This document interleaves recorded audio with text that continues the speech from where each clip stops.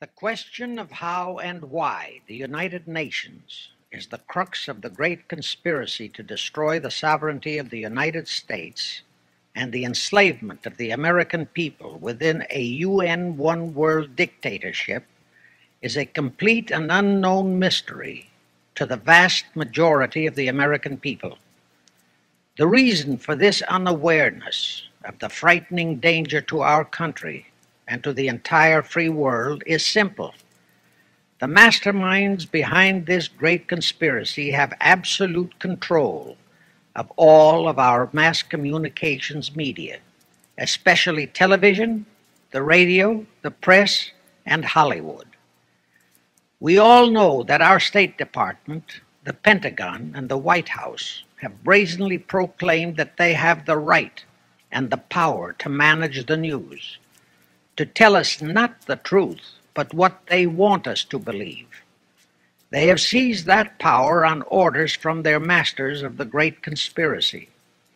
And the objective is to brainwash the people into accepting the phony peace bait to transform the United States into an enslaved unit of the United Nations one world government. First of all, bear in mind that the so-called UN police action in Korea, fought by the United States, in which 150,000 of our sons were murdered and maimed, was part of the plot, just as the undeclared by Congress war in Vietnam, in which our sons are dying, is part of the plot, just as the plot against Rhodesia and South Africa, in which our sons will be dying, is part of the UN plot. However, the vitally important thing for all Americans, all you mothers of the boys who died in Korea and are now dying in Vietnam, to know is that our so-called leaders in Washington, whom we elected to safeguard our nation and our Constitution, are the betrayers, and that behind them are a comparatively small group of men whose sole objective is to enslave the whole world of humanity in their satanic plot of one world government. Now, in order to give you a very clear picture of this satanic plot, I will go back to its beginning, clear back in the middle of the 18th century, and name the men who put that plot into action, and then bring you down to the present, today's status of that plot. Now, as a matter of further intelligence, a term used by the FBI, let me clarify the meaning of the expression, "he is a liberal." The enemy, meaning the one-world conspirators, have seized upon that word liberal as a cover-up for their activities. It sounds so innocent and so humanitarian to be liberal. Well, make sure that the person who calls himself a liberal or is described as a liberal is not in truth a red. Now then, this satanic plot was launched back in the 1760s when it first came into existence under the name of the Illuminati. This Illuminati was organized by one Adam Weishaupt, born a Jew, who was converted to Catholicism and became a Catholic priest, and then, at the behest of the then newly organized House of Rothschild, defected and organized the Illuminati. Naturally, the Rothschilds financed that operation. And every war since then, beginning with the French Revolution, has been promoted by the Illuminati, operating under various names and guises. I say under various names and guises because after the Illuminati was exposed and became too notorious, Weishaupt and his co-conspirators began to operate under various other names. In the United States, immediately after World War I, they set up what they called the Council on Foreign Relations, commonly referred to as the CFR. And this CFR is actually the Illuminati in the United States. And its hierarchy, the masterminds in control of the CFR, to a very great extent, are the descendants of the original Illuminati conspirators. But to conceal that fact, most of them changed their original family names to American-sounding names. For example, the true name of the Dillons, Clarence and Douglas Dillon, once Secretary of the U.S. Treasury Department, is Lepowski. I'll come back to all this later. There is a similar establishment of the Illuminati in England, operating under the name of the British Institute of International Affairs. There are similar secret Illuminati organizations in France, Germany, and other nations, operating under different names. And all these organizations, including the CFR, continuously set up numerous subsidiary or front organizations that are infiltrated into every phase of the various nations' affairs. But at all times, the operations of these organizations were and are masterminded and controlled by the internationalist bankers, who in turn were and are controlled by the Rothschilds. The details of how they accomplished the setting up of the CFR in the United States, as also in the other nations, are far too voluminous to be described in this dissertation. But you can find it complete in News Bulletin number 122, entitled UN is Spawn of the Illuminati, and News Bulletin number 123, entitled CFR Completely Unmasked as Illuminati. Both are published by the Cinema Educational Guild, Post Office Box 46205, Hollywood, California. You can get them for 50 cents per copy by writing to that address. Those news bulletins reveal the names of the original founders of the Illuminati and the Americanized names of their descendants in the present CFR. Now I'll go back to the activities of the original Illuminati conspirators. As revealed in News Bulletin number 122, one branch of the Rothschild family had financed Napoleon. Another branch of the Rothschilds, both branches the real masterminds of the Illuminati, financed Britain, Germany, and the other nations in the Napoleonic Wars. Immediately after the Napoleonic Wars, the Illuminati assumed that all the nations were so destitute and so weary of wars that they'd be glad for any solution. So the Rothschild stooges set up what they called the Congress in Vienna, and at that meeting they tried to create the first League of Nations, their first attempted one world government, on the theory that all the crowned heads of the European governments were so deeply in debt to them that they would willingly or unwillingly serve as their stooges. But the Tsar of Russia caught the stench of the plot and completely torpedoed it. The enraged Nathan Rothschild, then the head of that dynasty, vowed that someday he or his descendants would destroy the Tsar and his entire family. And his descendants did accomplish that very threat in 1917. At this point, bear in mind that the Illuminati was not set up to operate on a short-range basis. Normally, a conspirator of any type enters into a conspiracy with the expectation of achieving his objective during his own lifetime. But that was not the case with the Illuminati. True, they hoped to accomplish their objective during their lifetime. But, paraphrasing The Show Must Go On, the Illuminati operates on the very long-range basis. Whether it will take scores of years or even centuries, they have dedicated their descendants to keep the plot boiling until they hope the conspiracy is achieved. Now let's go back to the birth of the Illuminati.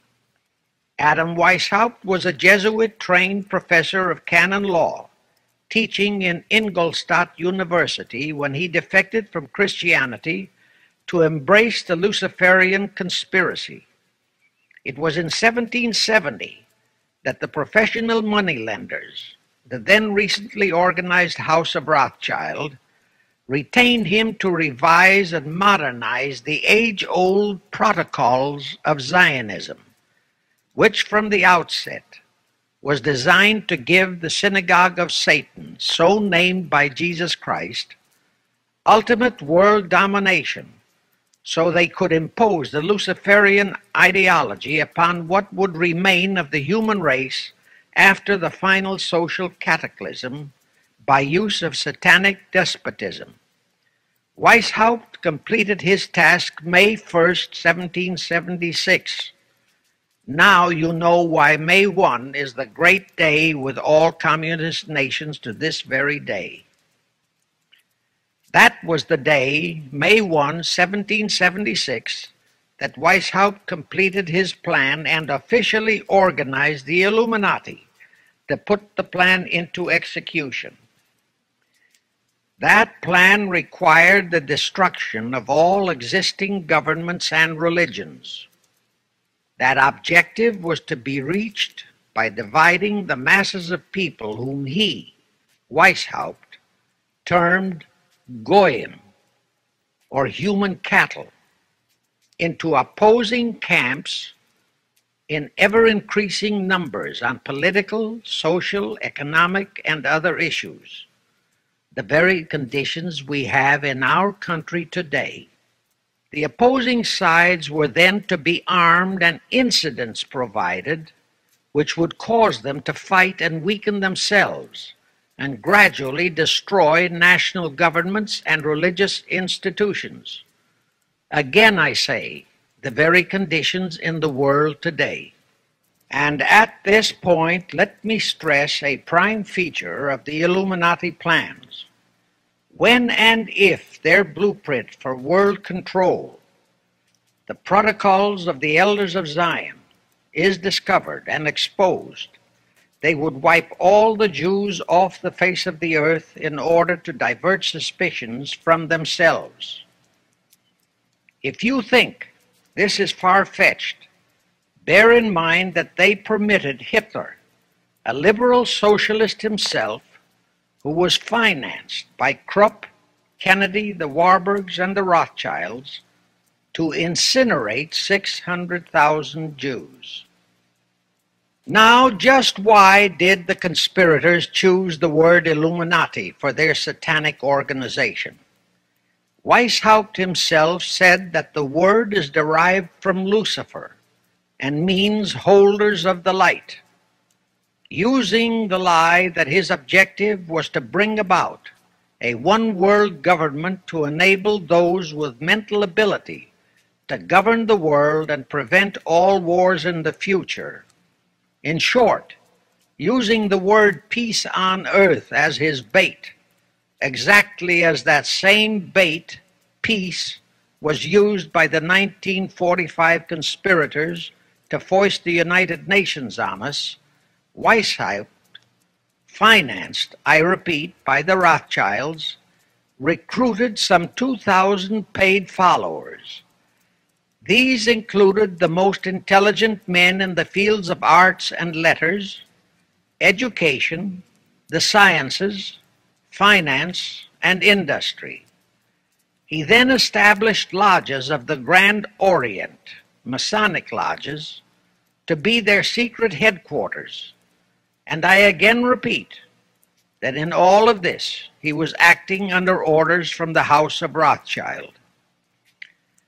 The main features of the Weishaupt plan of operation required his Illuminati to do the following things to help them to accomplish their purpose. Number one, use monetary and sex bribery to obtain control of men already in high places in the various levels of all governments and other fields of endeavor. Once influential persons had fallen for the lies, deceits, and temptations of the Illuminati, they were to be held in bondage by application of political and other forms of blackmail, threats of financial ruin, public exposure and physical harm, even death, to themselves and loved members of their families. Do you realize how many present top officials in our federal government in Washington are controlled in just that way by the CFR? Do you realize how many homosexuals in our State Department, the Pentagon, all federal agencies, even in the White House, are controlled that way? Number two, Illuminati and the faculties of colleges and universities were to cultivate students possessing exceptional mental ability, belonging to well-bred families with international leanings, and recommend them for special training in internationalism. Such training was to be provided by granting scholarships to those selected by the Illuminists. That gives you an idea what a Rhodes Scholarship means. It means indoctrination into accepting the idea that only a one-world government can put an end to recurring wars and strife. That's how the United Nations was sold to the American people. One of the most notable Rhodes Scholars we have in our country is Senator William J. Fulbright, sometimes referred to as Half-Bright. His entire voting record spells Illuminati. All such scholars were to be first persuaded and then convinced that men of special talent and brains have the right to rule those less gifted, on the ground that the masses don't know what is best for them physically, mentally, and spiritually. In addition to the Rhodes and similar scholarships, today there are 3 special Illuminati schools located in Gordonstown in Scotland, Salem in Germany, and Anavryta in Greece. These 3 are known ones, but there are others that are kept undercover. Prince Philip, the husband of Britain's Queen Elizabeth, was educated at Gordonstown at the instigation of Lord Louis Mountbatten, his uncle, a Rothschild relative who became Britain's admiral of the fleet after World War II ended. Number 3, all influential people trapped into coming under the control of the Illuminati, plus the students who had been specially educated and trained, were to be used as agents and placed behind the scenes of all governments as experts and specialists, so they would advise the top executives to adopt policies which would, in the long run, serve the secret plans of the Illuminati one world conspiracy and bring about the destruction of the governments and religions they were elected or appointed to serve. Do you know how many such men operate in our government at this very time? Rusk, McNamara, Hubert Humphrey, Fulbright, Kuchel, and go on and on and on. Number 4, perhaps the most vital directive in Weishaupt's plan was to obtain absolute control of the press, at that time the only mass communications media, to distribute information to the public, so that all news and information could be slanted, so that the masses could be convinced that a one-world government is the only solution to our many and varied problems. Now do you know who owns and controls our mass communications media? I'll tell you, practically all the movie lots in Hollywood is owned by the Lamans, Kuhn, Loeb and Company, Goldman Sachs, and other internationalist bankers. All the national radio and TV channels in the nation are owned and controlled by those same internationalist bankers. The same is true of every chain of metropolitan newspapers and magazines, also of the press wire services, such as Associated Press, United Press International, etc. The supposed heads of all those media are merely the fronts for the internationalist bankers, who in turn compose the hierarchy of the CFR, today's Illuminati in America. Now can you understand why the Pentagon's press agent Sylvester so brazenly proclaimed that the government has the right to lie to the people? What he really meant was that our CFR-controlled government had the power to lie to and be believed by the brainwashed American people. And let's again go back to the first days of the Illuminati. Because Britain and France were the two greatest world powers in the late years of the 18th century, Weishaupt ordered the Illuminati to foment the colonial wars, including our Revolutionary War, to weaken the British Empire and organize the French Revolution to destroy the French Empire. He scheduled the French Revolution to start in 1789. However, in 1784, a true act of God placed the Bavarian government in possession of evidence which proved the existence of the Illuminati, and that evidence could have saved France if they, the French government, hadn't refused to believe it. Here is how that act of God happened. It was in 1874 that Weishaupt issued his orders for the French Revolution. A German writer named Zwack put it into book form.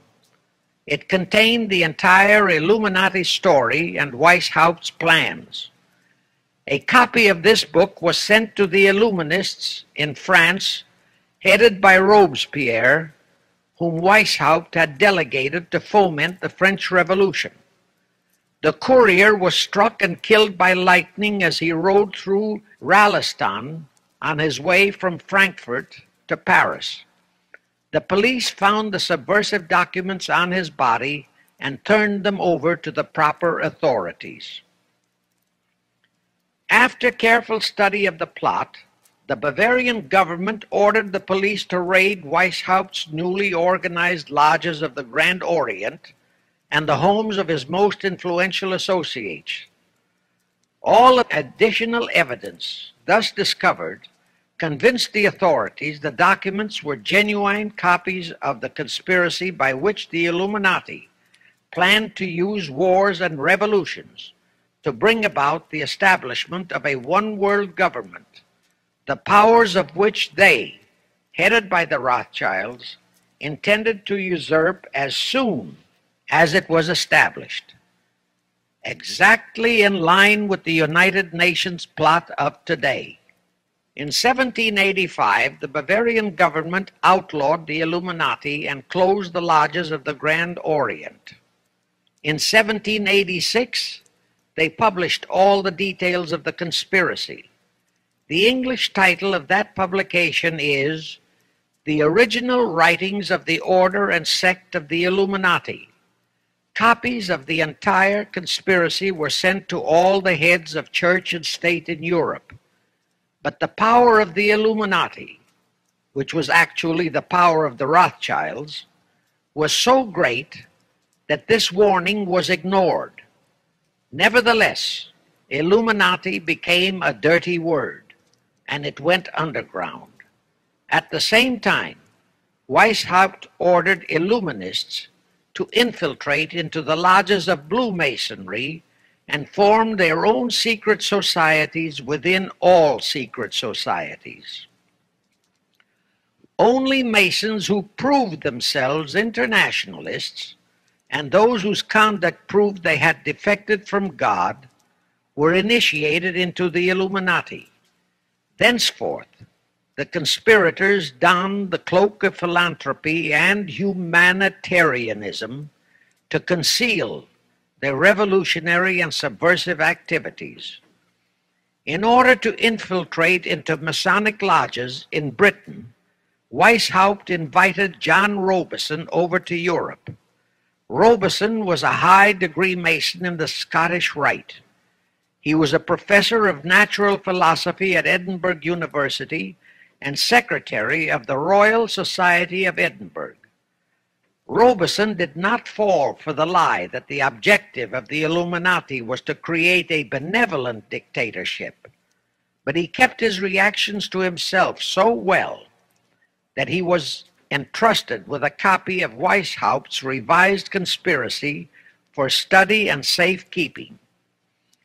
Anyway, because the heads of state and church in France were deluded into ignoring the warnings given them, the revolution broke out in 1789 as scheduled by Weishaupt. In order to alert other governments to their danger, in 1798 Robison published a book entitled Proof of a Conspiracy to Destroy All Governments and Religions.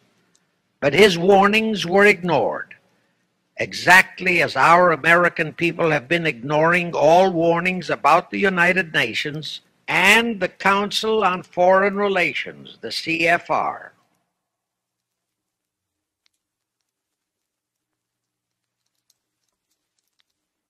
Now here is something that will stun and very likely outrage many who hear this, but there is documentary proof that our own Thomas Jefferson and Alexander Hamilton became students of Weishaupt's.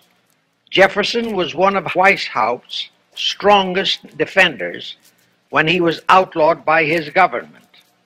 And it was Jefferson who infiltrated the Illuminati into the then newly organized lodges of the Scottish Rite in New England.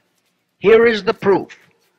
In 1789, John Robison warned all Masonic leaders in America that the Illuminati had infiltrated into their lodges. And on July 19, 1789, David Papin, president of Harvard University, issued the same warning to the graduating class and lectured them on the influence Illuminism was acquiring on American politics and religion. And to top it off, John Quincy Adams, who had organized the New England Masonic lodges, issued his warnings. He wrote 3 letters to Colonel William L. Stone, a top Mason, in which he exposed how Jefferson was using Masonic lodges for subversive, Illuministic purposes. Those 3 letters are at this very time in Rittenberg Square Library in Philadelphia. In short, Jefferson, founder of the Democratic Party, was a member of the Illuminati, which at least partly accounts for the condition of the party at this time.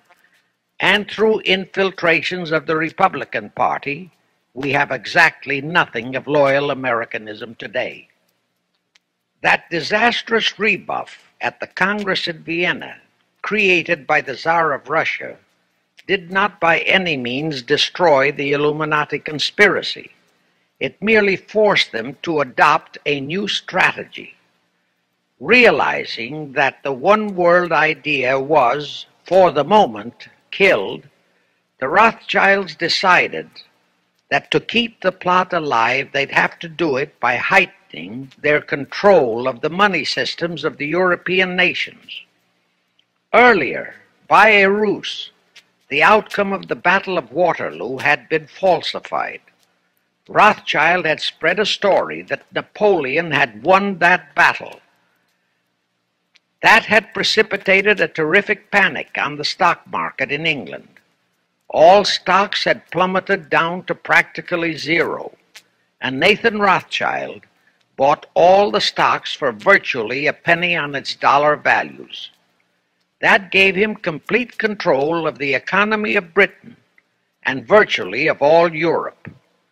So immediately after that Congress in Vienna had boomeranged, Rothschild forced Britain to set up a new Bank of England, which he absolutely controlled, exactly as later, through Jacob Schiff, he engineered our own Federal Reserve Act, which gave the House of Rothschild a secret control of the economy in the United States. But now for a moment, let's dwell on the activities of the Illuminati in the United States. In 1826, one Captain William Morgan decided it was his duty to inform all Masons and the general public what the full truth was regarding the Illuminati, their secret plans and intended objectives, also reveal the identities of the masterminds of the conspiracy. The Illuminati promptly tried Morgan in absentia and convicted him of treason. They ordered one Richard Howard, an English Illuminist, to carry out their sentence of execution as a traitor. Morgan was warned and he tried to escape to Canada, but Howard caught up with him near the border, near the Niagara Gorge to be exact, where he murdered him. This was verified in a sworn statement made in New York by one Avery Allen to the effect that he heard Howard render his report of the execution to a meeting of Knights Templars in St. John's Hall, New York. He also told how arrangements had been made to ship Howard back to England. That Allen affidavit is on record in New York City archives. Very few Masons and very few of the general public know that general disapproval over that incident of murder caused approximately half of all the Masons in the northern jurisdiction of the United States to secede. Copies of the minutes of the meeting held to discuss that matter are still in existence in safe hands, and that all that secrecy emphasizes the power of the masterminds of the Illuminati to prevent such terrible events of history from being taught in our schools. In the early 1850s, the Illuminati held a secret meeting in New York, which was addressed by a British Illuminist named Wright. Those in attendance were told that the Illuminati was organizing to unite the nihilist and atheist groups with all other subversive groups into an international to be known as communists. That was when the word communist first came into being, and it was intended to be the supreme weapon and scare word to terrify the whole world and drive the terrorized peoples into the Illuminati one world scheme. This scheme, communism, was to be used to enable the Illuminati to foment future wars and revolutions. Clinton Roosevelt, a direct ancestor of Franklin Roosevelt, Horace Greeley and Charles Dana, foremost newspaper publishers of that time, were appointed to head a committee to raise funds for the new venture. Of course, most of the funds were provided by the Rothschilds. And this fund was used to finance Karl Marx and Engels when they wrote Das Kapital and the Communist Manifesto in Soho, England. And this clearly reveals that communism is not a so-called ideology, but a secret weapon, a bogeyman word to serve the purpose of the Illuminati. Weishaupt died in 1830, but prior to his death he prepared a revised version of the age-old conspiracy, the Illuminati, which under various aliases was to organize, finance, direct, and control all international organizations and groups by working their agents into executive positions at the top. In the United States, we have Woodrow Wilson, Franklin Roosevelt, Jack Kennedy, Johnson, Rusk, McNamara, Fulbright, etc. as prime examples. In addition, While Karl Marx was writing the Communist Manifesto under the direction of one group of Illuminists, Professor Karl Ritter of Frankfurt University was writing the antithesis under direction of another group. The idea was that those who direct the overall conspiracy could use the differences in those two so-called ideologies to enable them to divide larger and larger members of the human race into opposing camps, so that they could be armed and then brainwashed into fighting and destroying each other, and particularly to destroy all political and religious institutions. The work Ritter started was continued after his death and completed by the German so-called philosopher Friedrich Wilhelm Nietzsche, who founded Nietzscheism. This Nietzscheism was later developed into fascism and then into Nazism, and was used to foment World Wars I and II. In 1834, the Italian revolutionary leader Giuseppe Mazzini was selected by the Illuminati to direct their revolutionary program throughout the world. He served in that capacity until he died in 1872. But some years before he died, Mazzini had enticed an American general named Albert Pike into the Illuminati. Pike was fascinated by the idea of a one-world government, and ultimately he became the head of this Luciferian conspiracy. Between 1859 and 1871, Pike, worked out a military blueprint for 3 world wars and various revolutions throughout the world, which he considered would forward the conspiracy to its final stage in the 20th century. Again, I remind that these conspirators were never concerned with immediate success. They always operated on a long-range view. Pike did most of his work in his home in Little Rock, Arkansas. But a few years later, when the Illuminati's lodges of the Grand Orient became suspect and repudiated because of Mazzini's revolutionary activities in Europe, Pike organized what he called the New and Reformed Palladian Rite. He set up 3 supreme councils, one in Charleston, South Carolina, one in Rome, Italy, and the 3rd in Berlin, Germany. He had Mazzini establish 23 subordinate councils in strategic locations throughout the world. These have been the secret headquarters of the world revolutionary movement ever since. Long before Marconi invented radio, the scientists in the Illuminati had found the means for Pike and the heads of his councils to communicate secretly.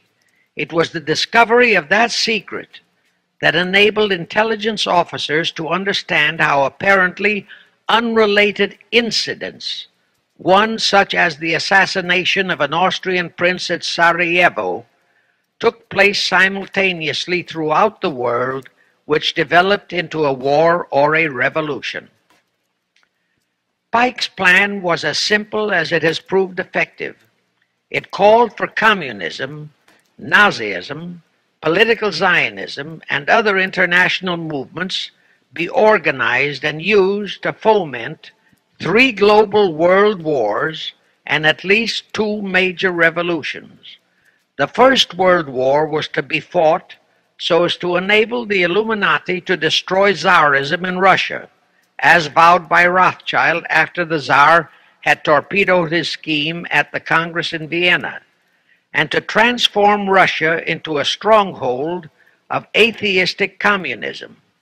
The differences stirred up by agents of the Illuminati between the British and German empires were to be used to foment this war.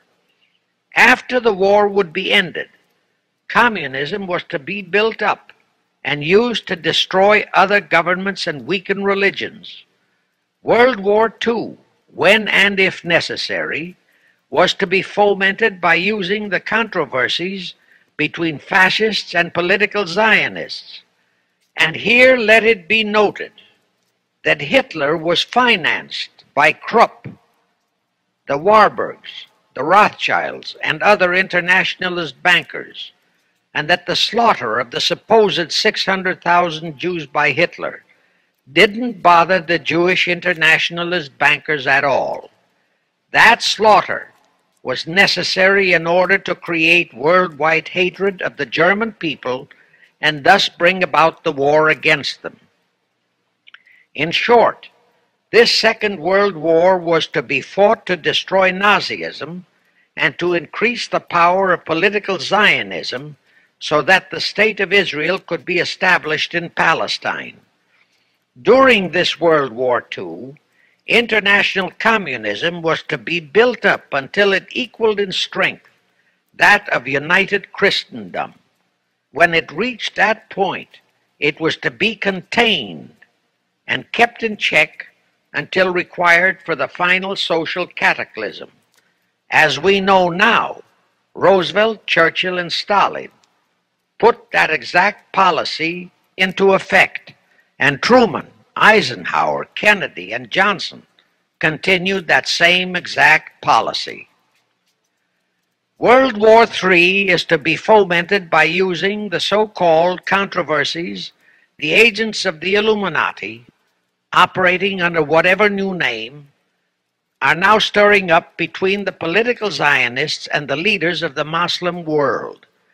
That war is to be directed in such a manner that all of Islam and political Zionism, Israel, will destroy each other, while at the same time the remaining nations, once more divided on this issue, will be forced to fight themselves into a state of complete exhaustion, physically, mentally, spiritually, and economically. Now, can any thinking person doubt that the intrigue now going on in the Near, Middle, and Far East is designed to accomplish that satanic objective? Pike himself foretold all this in a statement he made to Mazzini on August 15, 1871. Pike stated that after World War III is ended, those who will inspire to undisputed world domination will provoke the greatest social cataclysm the world has ever known. Quoting his own words, taken from the letter he wrote to Mazzini, and which letter is now catalogued in the British Museum in London, England, he said, "We shall unleash the nihilists and the atheists, and we shall provoke a great social cataclysm which in all its horror will show clearly to all nations the effect of absolute atheism, the origin of savagery and of most bloody turmoil.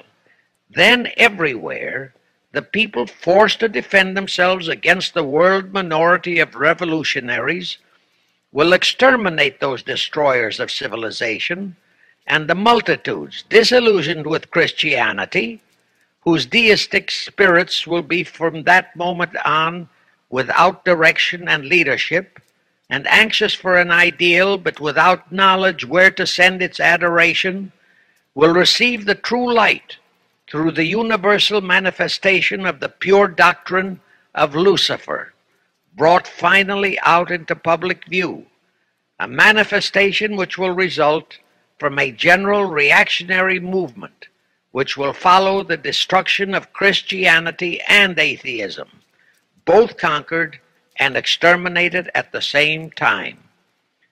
When Mazzini died in 1872, Pike made another Italian revolutionary leader named Adrian Lemmi his successor. Lemmi, in turn, was succeeded by Lenin and Trotsky, then by Stalin. The revolutionary activities of all those men were financed by British, French, German, and American international bankers, all of them dominated by the House of Rothschild. We are supposed to believe that the international bankers of today, like the money changers of Christ's day, are only the tools or agents of the great conspiracy, but actually they are the masterminds behind all of it. While the general public has been brainwashed by all the mass communications media into believing that communism is a movement of the so-called workers, the actual fact is that both British and American intelligence officers have authentic documentary evidence that international liberals operating through their international banking houses, particularly the House of Rothschild, have financed both sides in every war and revolution since 1776.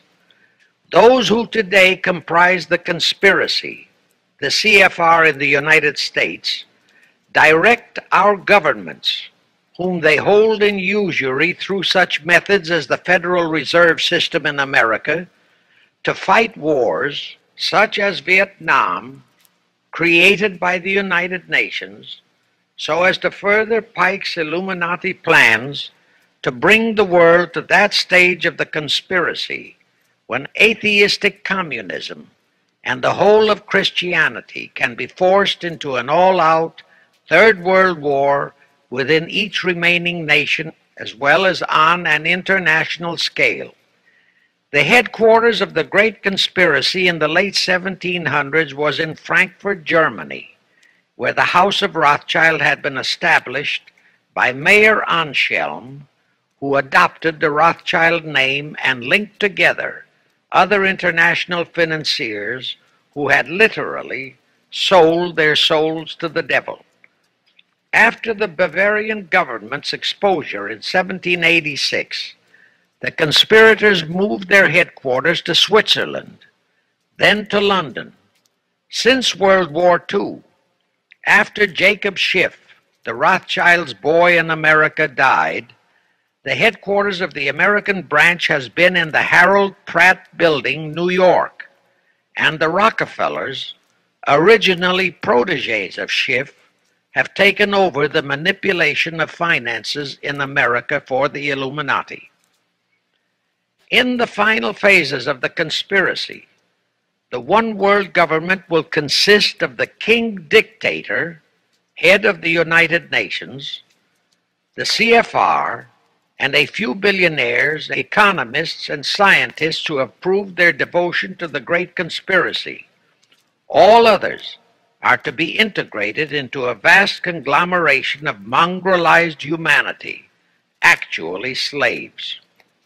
Now let me show you how our federal government and the American people have been sucked into the one world takeover plot of the Illuminati Great Conspiracy, and always bear in mind that the United Nations was created to become the housing for that one world so-called liberal conspiracy. The real foundations of the plot for the takeover of the United States were laid during the period of our Civil War. Not that Weishaupt and the earlier masterminds had ever overlooked the New World. As I have previously indicated, Weishaupt had his agents planted over here as far back as the Revolutionary War. But George Washington was more than a match for them. It was during the Civil War that the conspirators launched their first concrete efforts. We know that Judah Benjamin, chief advisor of Jefferson Davis, was a Rothschild agent. We also know that there were Rothschild agents planted in Abraham Lincoln's cabinet who tried to sell him into a financial dealing with the House of Rothschild. But old Abe saw through the scheme and bluntly rejected it, thereby incurring the undying enmity of the Rothschilds, exactly as the Russian Tsar did when he torpedoed their first League of Nations at the Congress in Vienna. Investigation of the assassination of Lincoln revealed that the assassin, Booth, was a member of a secret conspiratorial group. Because there were a number of highly important government officials involved, the name of the group was never revealed, and it became a mystery, exactly as the assassination of Jack Kennedy still is a mystery. But I am sure it will not for long remain a mystery. Anyway, the ending of the Civil War destroyed, temporarily, all chances of the House of Rothschild to get a clutch on our money system, such as they had acquired in Britain and other nations in Europe. I say temporarily because the Rothschilds and the masterminds of the conspiracy never quit. So they had to start from scratch, but they lost no time in getting started. Shortly after the Civil War, a young immigrant who called himself Jacob H. Schiff arrived in New York. Jacob was a young man with a mission for the House of Rothschild. Jacob was the son of a rabbi, born in one of Rothschild's houses in Frankfurt, Germany. I won't go deeply into his background. The important point is that Rothschild recognized in him not only a potential money wizard, but more important, he also saw the latent Machiavellian qualities in Jacob that could, as it did, make him an invaluable functionary in the great one-world conspiracy. After a comparatively brief training period in the Rothschilds' London bank, Jacob left for America with instructions to buy into a banking house, which was to be the springboard to acquire control of the money system of the United States. Actually, Jacob came here to carry out 4 specific assignments. Number 1, and most important, was to acquire control of America's money system. Number 2, find desirable men who, for a price, would be willing to serve as stooges for the great conspiracy and promote them into high places in our federal government, our Congress, in the U.S. Supreme Court, and all federal agencies. Number 3, create minority group strife throughout the nations, particularly between whites and blacks. Number 4, create a movement to destroy religion in the United States, but Christianity to be the chief target. Earlier I stated that Jacob Schiff came to America with orders by Rothschild to carry out 4 specific directives. The first and most important one was to get control of the United States money system. Let's trace Schiff's step to accomplish that directive. As a first step, he had to buy into a banking house, but it had to be the kind of a house that he could absolutely control and mold for that primary objective of entrapping our U.S. money system. After carefully scouting around, Jacob bought a partnership in a firm that called itself Kuhn and Loeb. Like Schiff, Kuhn and Loeb were immigrants from German Jewish ghettos. They came to the United States in the mid-1840s. Both started their business careers as itinerant pack peddlers. In the early 1850s, they pooled their interests and set up a merchandising store in Lafayette, Indiana, under the firm name of Kuhn and Loeb, servicing the covered wagon settlers on their way west. In the years that followed, they set up similar stores in Cincinnati and St. Louis. Then they added pawnbroking to their merchandising pursuits. From that to money lending was a short and quick step. By the time Schiff arrived on the scene, Kuhn and Loeb was a well-known private banking firm, and this is the firm Jacob bought into.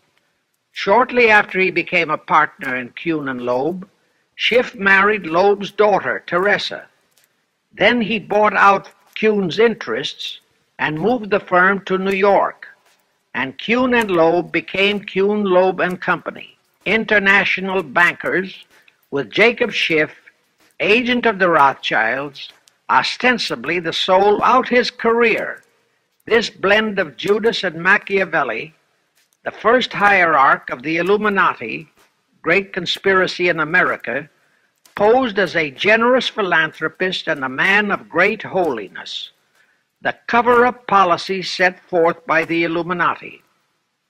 As I have stated, the first great step of the conspiracy was to be the entrapment of our money system. To achieve that objective, Schiff had to get full cooperation of the then big banker elements in America, and that was easier said than done.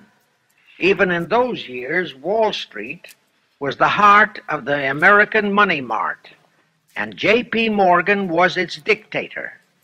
Next in line were the Drexels and the Biddles in Philadelphia. All the other financiers, big and little, danced to the music of those three houses, but particularly to that of Morgan. All of those three were proud, haughty, arrogant potentates. For the first few years they viewed the little bewhiskered man from the German ghettos with utter contempt. But Jacob knew how to overcome that.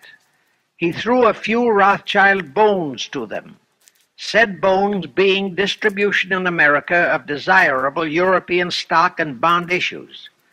Then he discovered he had a still more potent weapon in his hands in the following. It was in the decades following our Civil War that our industries began to burgeon. We had great railroads to build.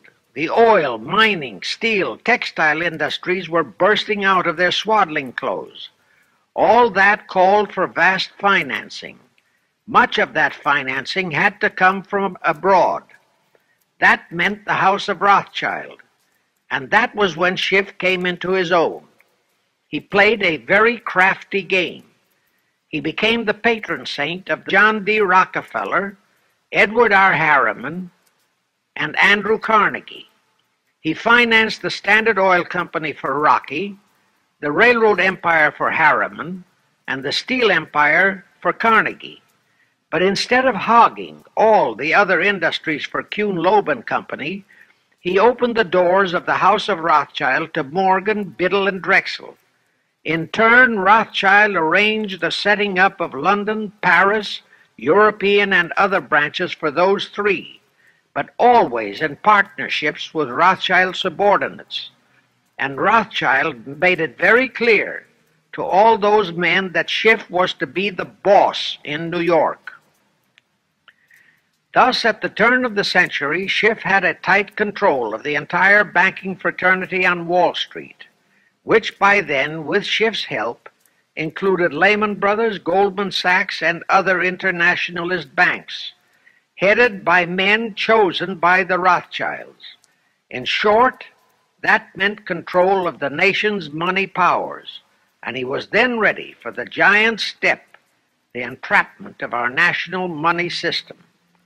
Now, under our Constitution, all control of our money system is vested solely in our Congress. Schiff's next important step was to seduce our Congress to betray that constitutional edict by surrendering that control to the hierarchy of the Illuminati's great conspiracy. In order to legalize that surrender and thus make the people powerless to resist it, it would be necessary to have Congress enact special legislation. To accomplish that, Schiff would have to infiltrate stooges into both houses of Congress, stooges powerful enough to railroad Congress into passing such legislation. Equally, or even more important, he would have to plant a stooge in the White House, a president without integrity and without scruples, who would sign that legislation into law. To accomplish that, he had to get control of either the Republican or the Democratic Party. The Democratic Party was the more vulnerable. It was the hungrier of the two parties. Except for Grover Cleveland, the Democrats had been unable to land one of their men in the White House since before the Civil War.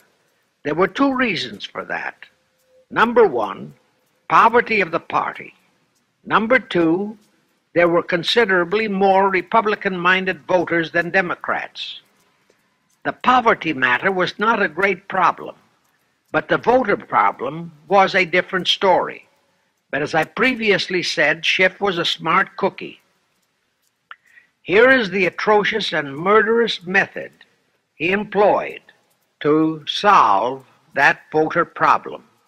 His solution emphasizes how very little the Jewish internationalist bankers care about their own racial brethren, as you shall see. Suddenly, around 1890, there broke out a nationwide series of pogroms in Russia. Many, many thousands of innocent Jews, men, women, and children, were slaughtered by the Cossacks and other peasants. Similar pogroms with similar slaughter of innocent Jews broke out in Poland, Romania, and Bulgaria. All those pogroms were fomented by Rothschild agents. As a result, Jewish terrified refugees from all those nations swarmed into the United States, and that continued throughout the next 2 or 3 decades, because the pogroms were continuous through all those years.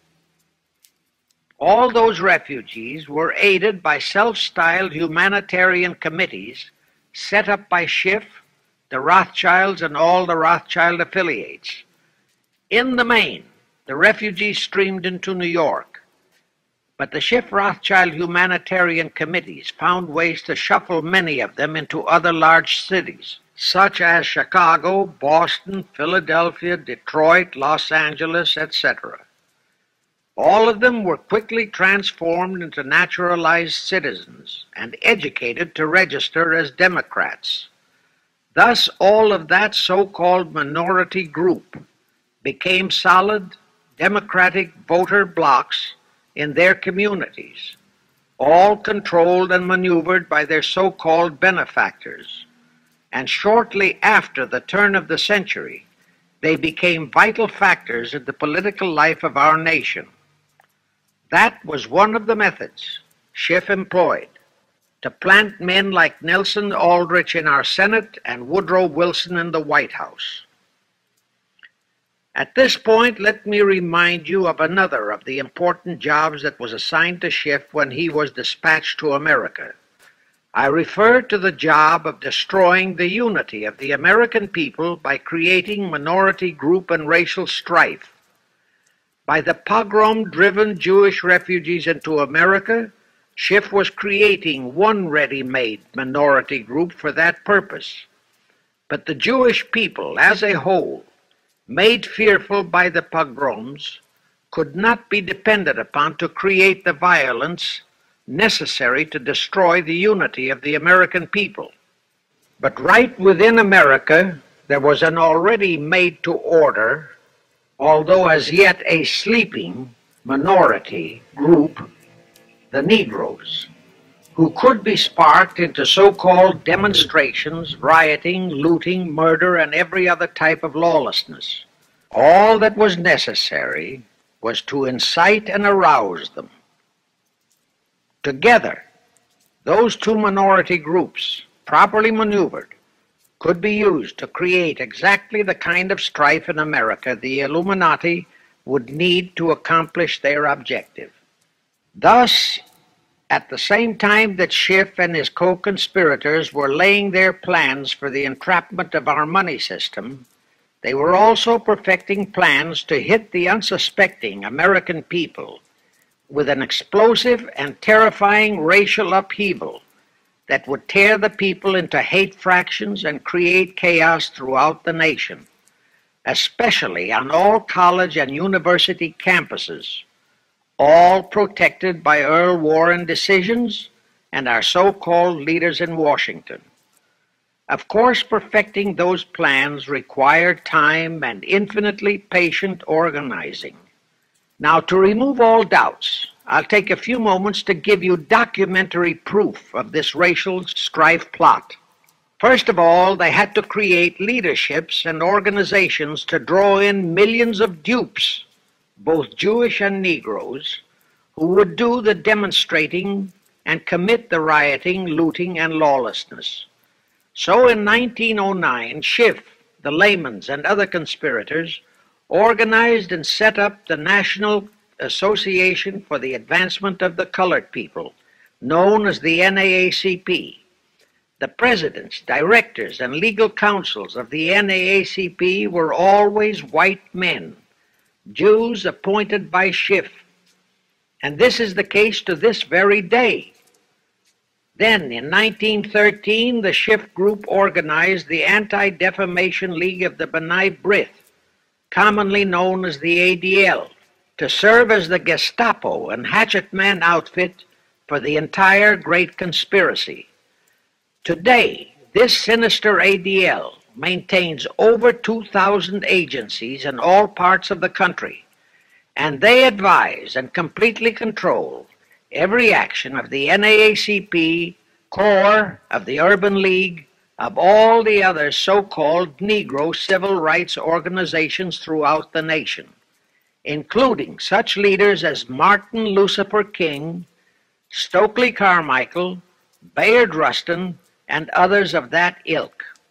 In addition, the ADL acquired absolute control of the advertising budgets of many department stores, hotel chains, and TV and radio industrialist sponsors, also advertising agencies, in order to control practically all the mass communications media and force every loyal newspaper to slant and falsify the news, and to further incite and at the same time create sympathy for the lawlessness and violence of the Negro mobs.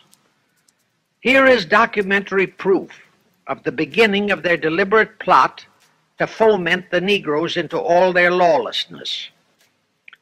Around 1910, one Israel Zangwill wrote a play entitled The Melting Pot. It was sheer propaganda to incite the Negroes and Jews, because the play purportedly visualized how the American people were discriminating against and persecuting Jews and Negroes. At that time, nobody seemed to realize that it was a propaganda play. It was that cleverly written. The propaganda was well wrapped up in the truly great entertainment in the play, and it was a big Broadway hit. Now, in those years, the legendary Diamond Jim Brady used to throw a banquet at the famous Delmonico restaurant in New York after the opening performance of a popular play. He threw such a party for the cast of The Melting Pot, its author, producer, and chosen Broadway celebrities. By then, I'd already made a personal mark on the Broadway theater and was invited to that party. There I met George Bernard Shaw and a Jewish writer named Israel Cohen. Zangwill, Shaw, and Cohen were the triumvirate who created the Fabian Society in England and had worked closely with a Frankfurt Jew named Mordecai, who had changed his name to Karl Marx. But remember, at that time, both Marxism and communism were just emerging, and nobody paid much attention to either, and nobody suspected the propaganda in the writings of those three really brilliant writers.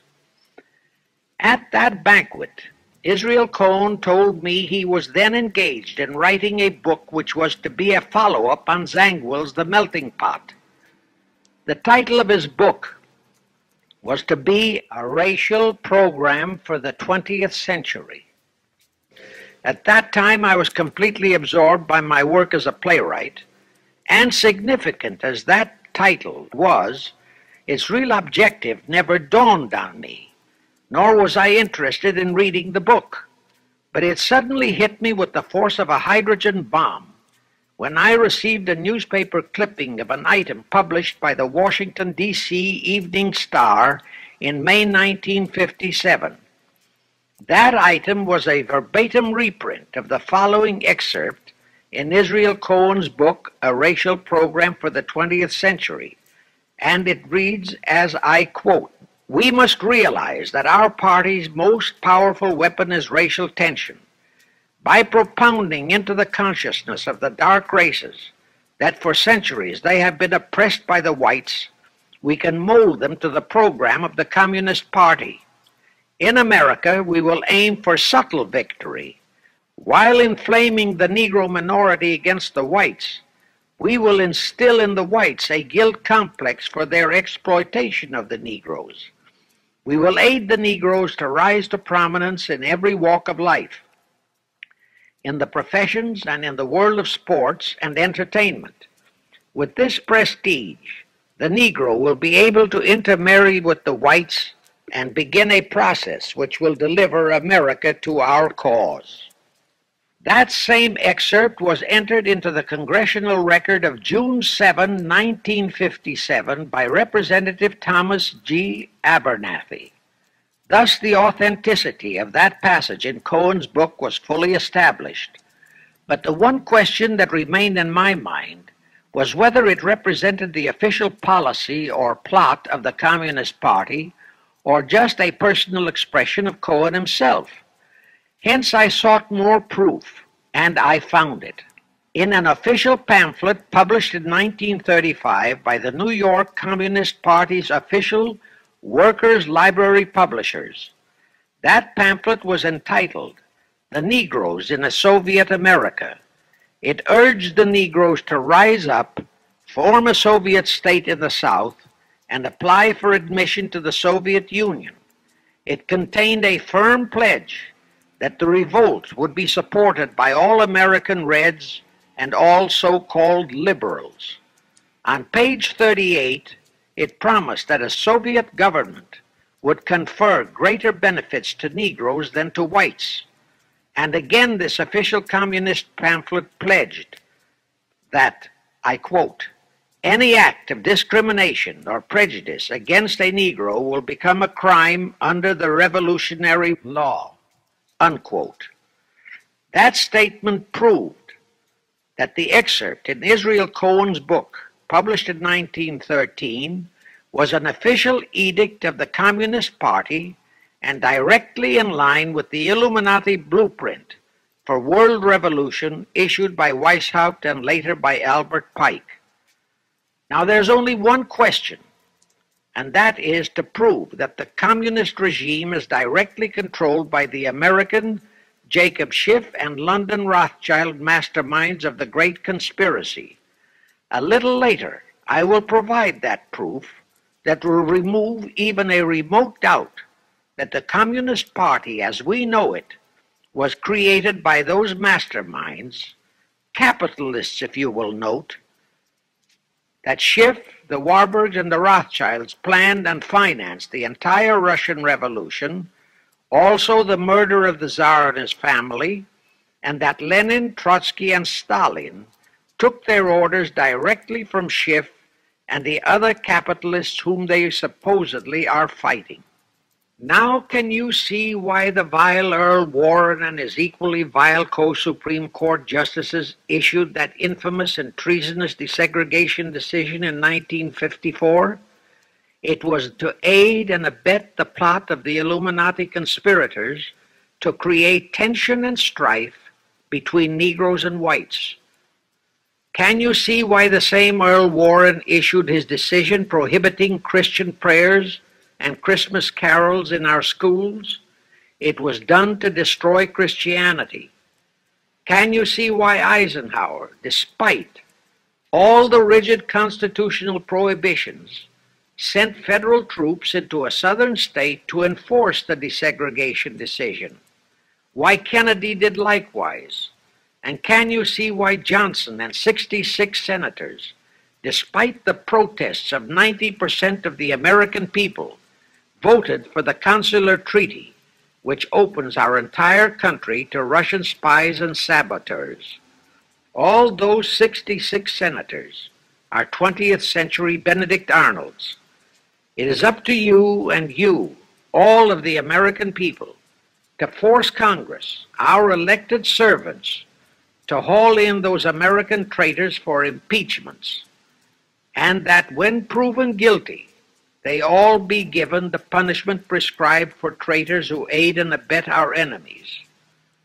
And that includes the forcing of rigid investigations by Congress of the CFR and all their fronts, such as the ADL, the NAACP, SNCC, and such Illuminati tools as Martin Lucifer King.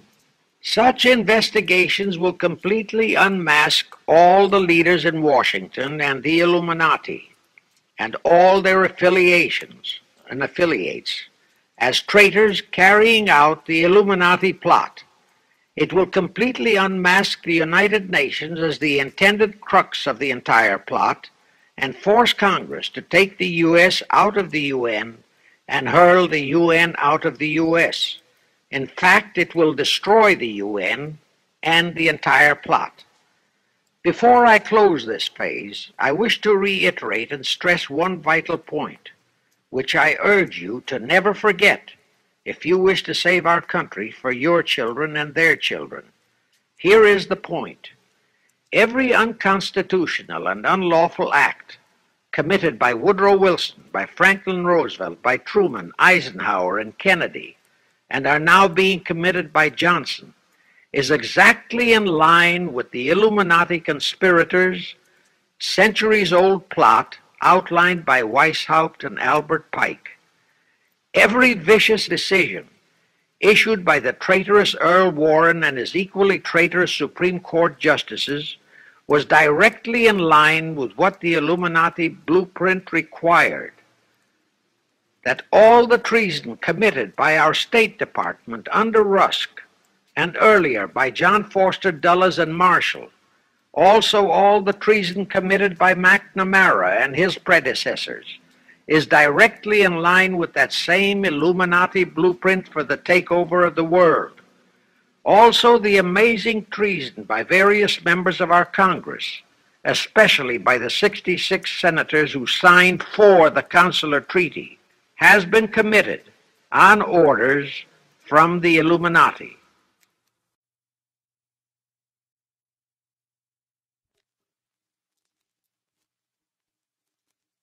Now I will go back to Jacob Schiff's entrapment of our money system and the treasonous actions that followed. It will also reveal the Schiff-Rothschild control of not only Karl Marx, but of Lenin, Trotsky, and Stalin, who created the revolution in Russia and set up the Communist Party. It was in 1908 that Schiff decided the time had come for his seizure of our money system. His chief lieutenants in that seizure were Colonel Edward Mandel House, whose entire career was that of chief executive and courier for Schiff, as I shall show, Bernard Baruch, and Herbert Lehman. In the fall of that year, they assembled in secret conclave at the Jekyll Island Hunt Club, owned by J.P. Morgan at Jekyll Island, Georgia. Among those present were J.P. Morgan, John D. Rockefeller, Colonel House, Senator Nelson Aldrich, Schiff, Stillman and Vanderlip of the New York National City Bank, W. and J. Seligman, Eugene Meyer, Bernard Baruch, Herbert Lehman, Paul Warburg, in short, all of the international bankers in America, all of them members of the hierarchy of the Illuminati's great conspiracy. A week later, they emerged with what they called the Federal Reserve System. Senator Aldrich was the stooge who was to railroad it through Congress. But they held that railroading in abeyance for one chief reason. They would first have to plant their man, an obedient stooge, in the White House to sign the Federal Reserve Act into law. They knew that even if the Senate would pass that act unanimously, the then newly elected President Taft would promptly veto it. So they waited.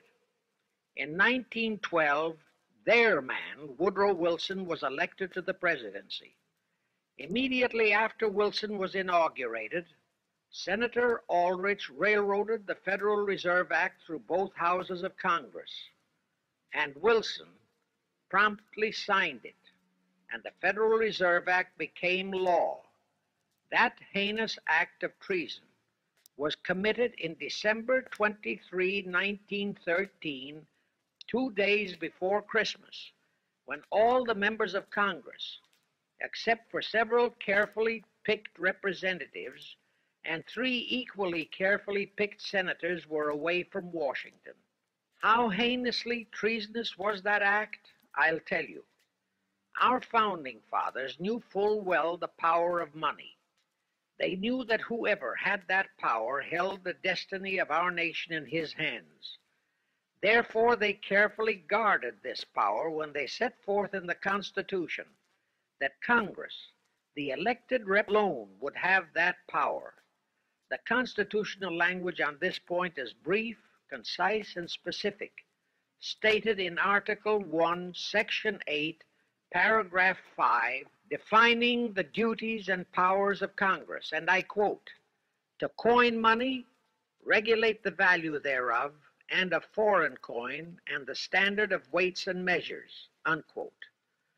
But on that tragic, unforgettable day of infamy, December 23, 1913, the men we sent to Washington to safeguard our interests, the representatives and senators and Woodrow Wilson, delivered the destiny of our nation into the hands of two aliens from Eastern Europe, Jacob Schiff and Paul Warburg.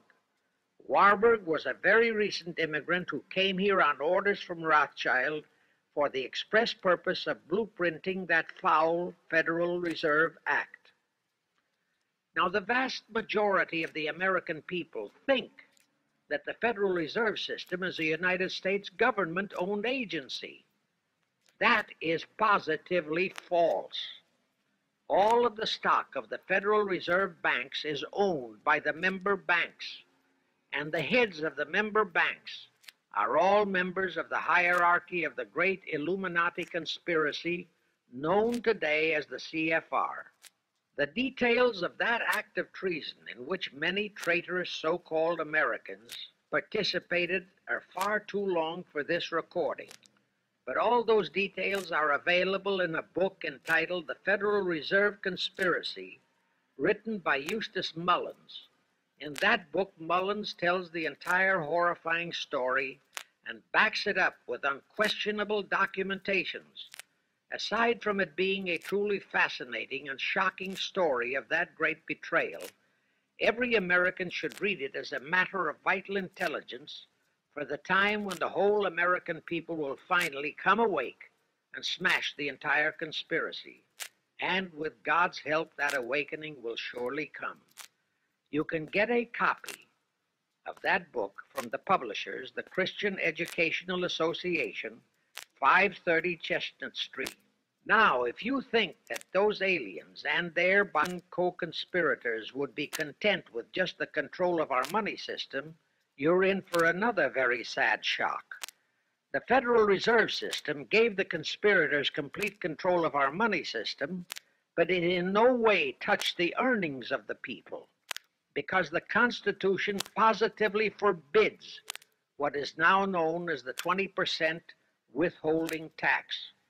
But the Illuminati blueprint for one world enslavement called for the confiscation of all private property and control of individual earning powers.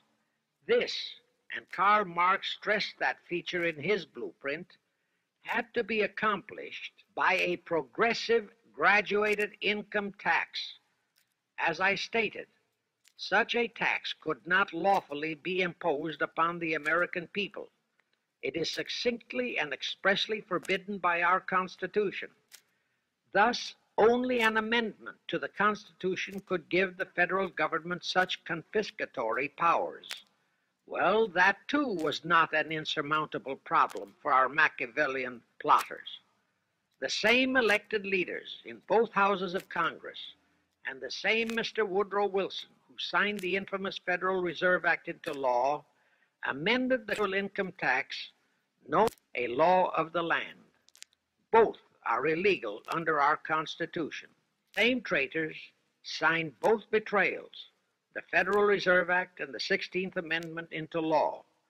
However, it seems that nobody ever realized that the 16th Amendment was set up to rob, and I do mean rob, the people of their earnings via the income tax provision.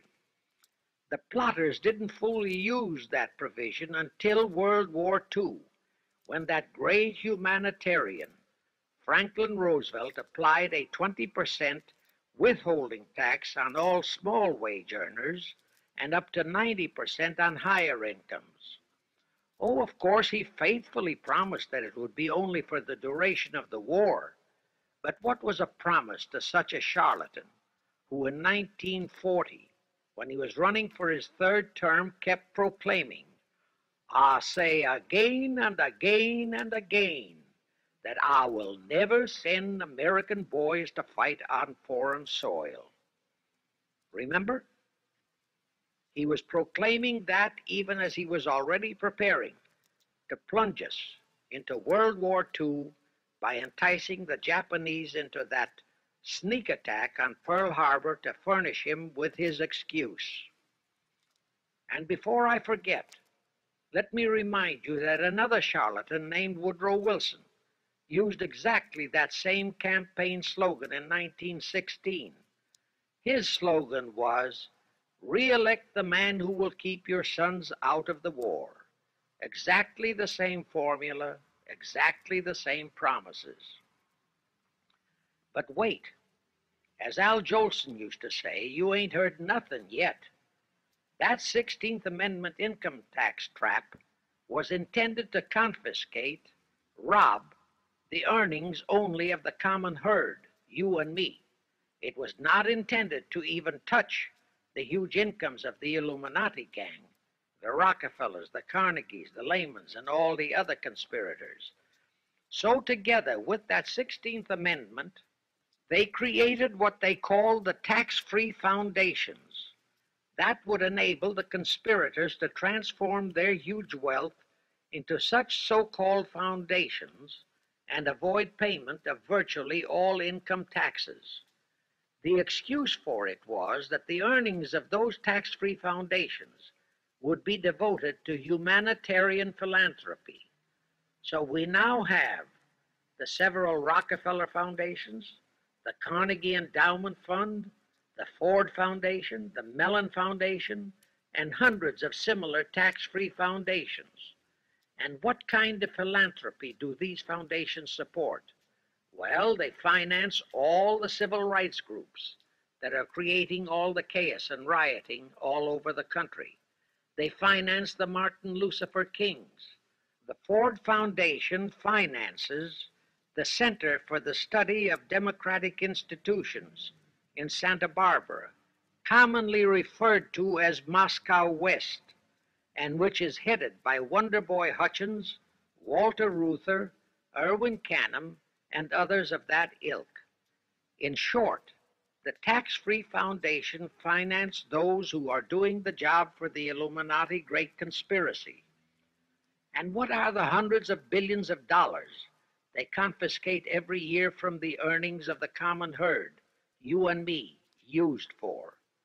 Well, for one thing, there's the foreign aid gimmick, which gave billions to communist Tito, plus gifts of hundreds of jet planes, many of which were turned over to Castro, plus the costs of training communist pilots so that they can the better shoot down our planes, billions to Red Poland, billions to India, billions to Sukarno, billions to other enemies of the United States.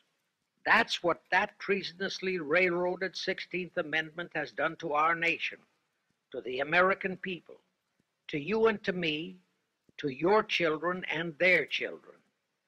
Our CFR Illuminati-controlled federal government can grant tax-free status to all foundations and pro-red one-world outfits, such as the Fund for the Republic. But if you, or a patriotic pro-organization, is too outspokenly pro-American, they can terrify and intimidate you by finding a misplaced comma in your income tax report and by threatening you with penalties, fines, and even prison.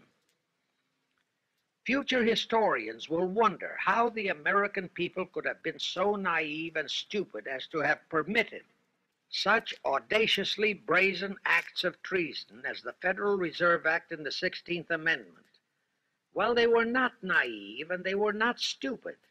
The answer is they trusted the men they elected to safeguard our country and our people, and they just didn't have even an inkling about either betrayal until after each one had been accomplished. It was the Illuminati-controlled mass communications media that kept and is keeping our people naive and stupid and unaware of the treason being committed. Now the great question is, when will the people wake up and do to our traitors of today what George Washington and our founding fathers would have done to Benedict Arnold? Actually, Benedict Arnold was a petty traitor compared to our present traitors in Washington. Now let's go back to the events that followed the rape of our Constitution by the passage of the Federal Reserve Act of the 16th Amendment. With Wilson completely under their control, the masterminds of the Great Conspiracy put in motion their next and what they hoped would be their final steps to achieve their one-world government. The first of those steps was to be World War I. Why war? Simple. The only excuse for a one-world government is that it will supposedly ensure peace. The only thing that can make people cry for peace is war. War brings chaos, destruction, exhaustion, to winner as well as to loser. It brings economic ruin to both. Most important, it destroys the flower of the young manhood of both. To the saddened and heartbroken oldsters, the mothers and fathers, who are left with nothing but memories of their beloved sons, peace becomes worth any price. And that is the emotion upon which the conspirators depend for the success of their satanic plot. Throughout the 19th century, from 1814 to 1914, the world as a whole was at peace. Such wars as the Franco-Prussian, our own Civil War, the Russo-Japanese War, were what might be termed local disturbances that did not affect the rest of the world. All the great nations were prosperous, the peoples staunchly nationalistic and fiercely proud of their sovereignties. It was utterly unthinkable that the French and the German peoples would be willing to live under a one-world government, or the Turks and the Russians, or the Chinese and the Japanese. Even more unthinkable that a Kaiser Wilhelm, or a Franz Joseph, or a Tsar Nicholas, or any monarch would willingly and meekly surrender his throne to a one-world government. But bear in mind that the peoples in all nations are the real power, and only one thing, war, could make the peoples yearn and clamor for a peace-ensuring one-world government. But it would have to be a frightful and horribly devastating war. It could not be just a local disturbing war between just two nations. It would have to be a world war. No major nation must be left untouched by the horrors and devastation of such a war. The cry for peace must be made universal. Actually, that was the format set by the Illuminati and Nathan Rothschild at the turn of the 19th century. They first maneuvered all of Europe into the Napoleonic Wars. Then the Congress in Vienna, which they, and particularly Rothschild, planned to transform into a League of Nations, which was to have been the housing for their one-world government, exactly as the present United Nations was set up to be the housing for the forthcoming, God forbid, one-world government. Anyway, that was the format the House of Rothschild and Jacob Schiff decided to employ to achieve their objective in 1914. Of course, they knew that that same format had failed in 1814, but they theorized that was only because the Tsar of Russia had torpedoed that scheme. Well, the present 1914 conspirators would eliminate that 1814 fly in the ointment. They'd make sure that after the New World War, they were conspiring, there'd be no Tsar of Russia around to throw monkey wrenches into the machinery. I won't go into how they accomplished this first step to launch a world war. History records that World War I was precipitated by a trivial incident, the kind of incident both Weishaupt and Albert Pike had incorporated in their blueprints. That incident was the assassination of an Austrian archduke arranged by the Illuminati masterminds. The war followed. It involved Germany, Austria-Hungary, and their allies, so-called the Axis powers, against France, Britain, and Russia, called the Allies. Only the United States was not involved during the first 2 years. By 1917, the conspirators had achieved their primary objective. All of Europe was in a state of destitution. All the peoples were war-weary and crying for peace. And the outcome, too, was all set. It was to come as soon as the United States would be hurled in on the side of the Allies. And that was all set to happen immediately after Wilson's re-election. After that, there could be only one outcome: complete victory for the Allies. To fully confirm my statement that long before 1917, the conspiracy, headed in America by Jacob Schiff, had it all set to hurl the United States into that war, I will cite the proof. When Wilson was campaigning for re-election in 1916, his chief appeal was, "Re-elect the man who will keep your sons out of the war." But during that same campaign, the Republican Party publicly charged that Wilson had long committed himself to throw us into the war. They charged that if he would be defeated, he would accomplish that act during his few remaining months in office. But if re-elected, he would hold off until after re-election. But at that time, the American people looked upon Wilson as a god-man. Well, Wilson was re-elected, and as per the schedule of the conspirators, he hurled us into the war in 1917.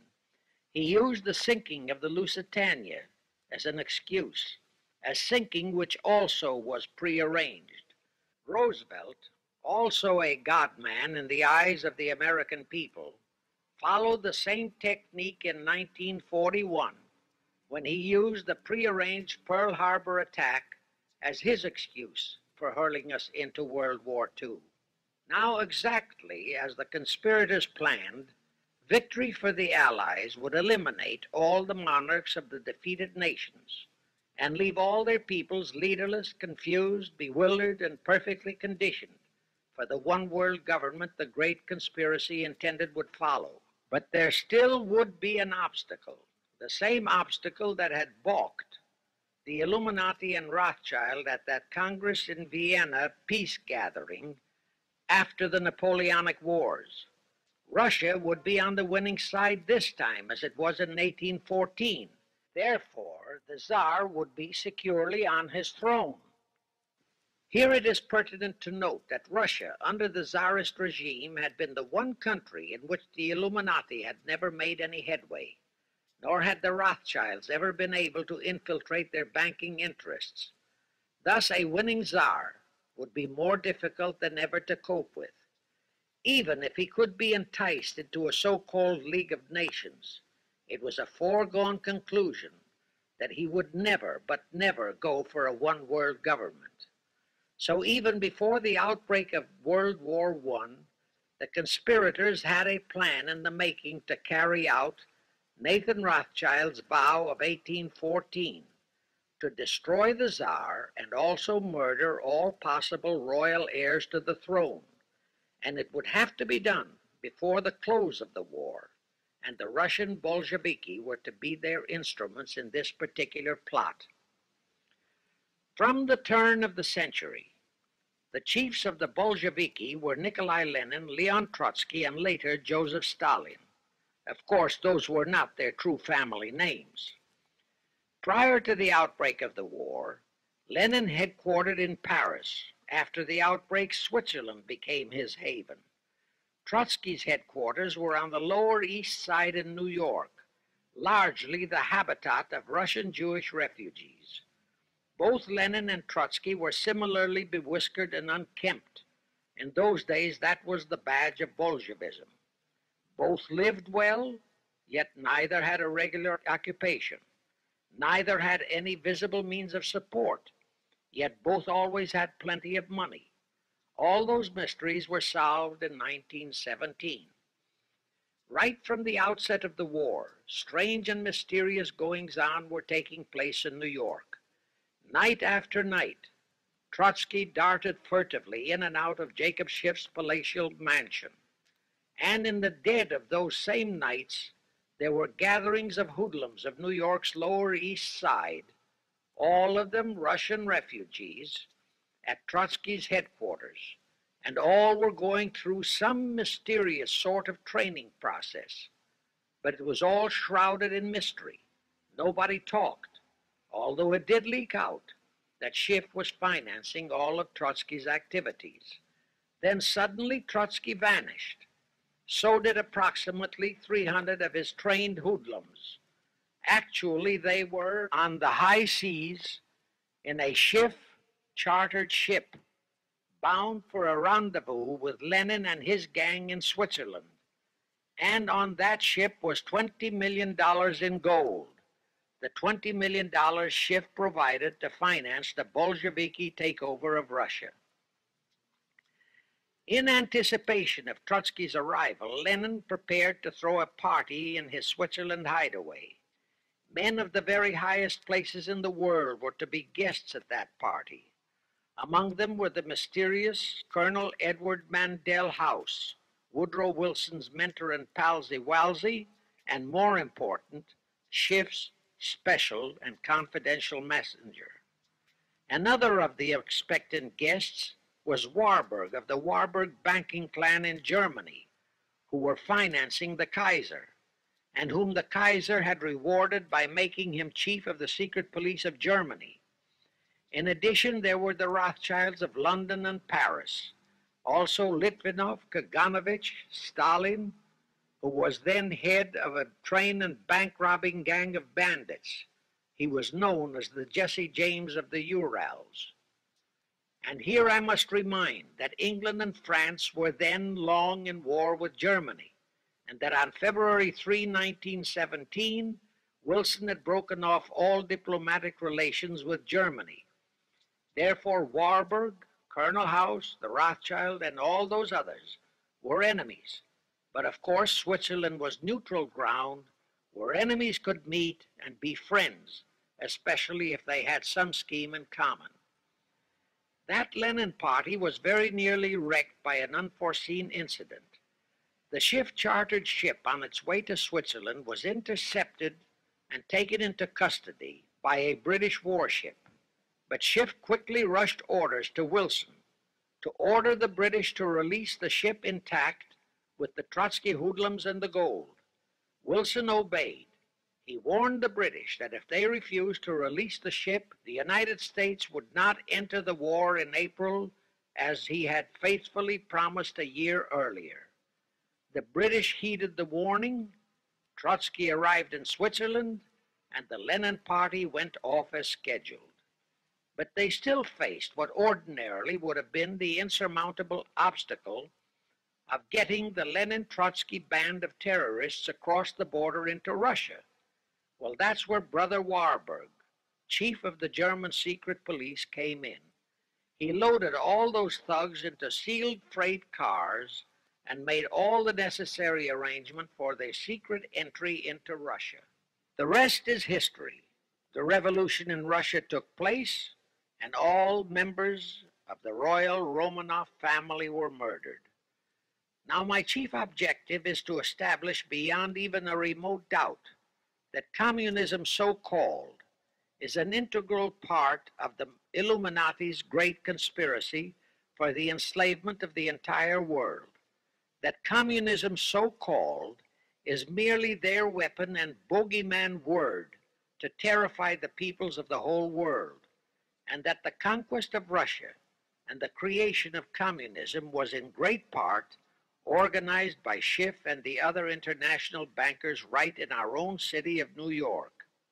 A fantastic story? Yes, some might even refuse to believe it. Well, for the benefit of any doubting Thomas, I will prove it by reminding that just a few years ago, Charlie Knickerbocker, a Hearst newspaper columnist, published an interview with John Schiff, grandson of Jacob, in which young Schiff confirmed the entire story and named the figure old Jacob contributed, $20 million.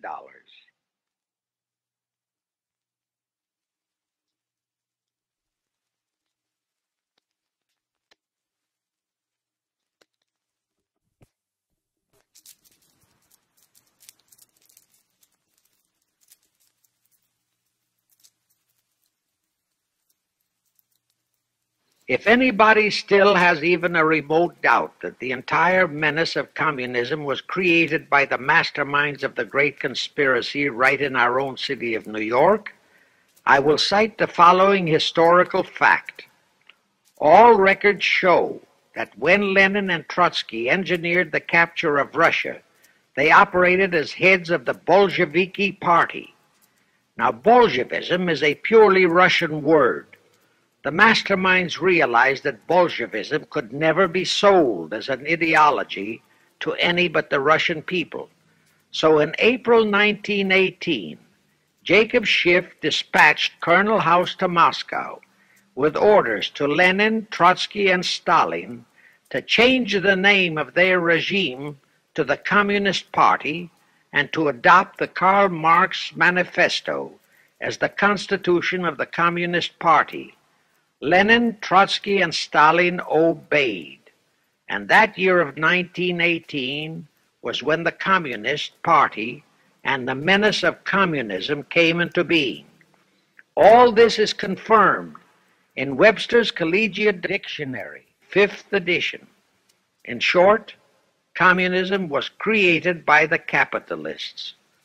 Thus, until November 11, 1918, the entire fiendish plan of the conspirators worked perfectly. All the great nations, including the United States, were war-weary, devastated, mourning their dead. Peace was the great universal desire.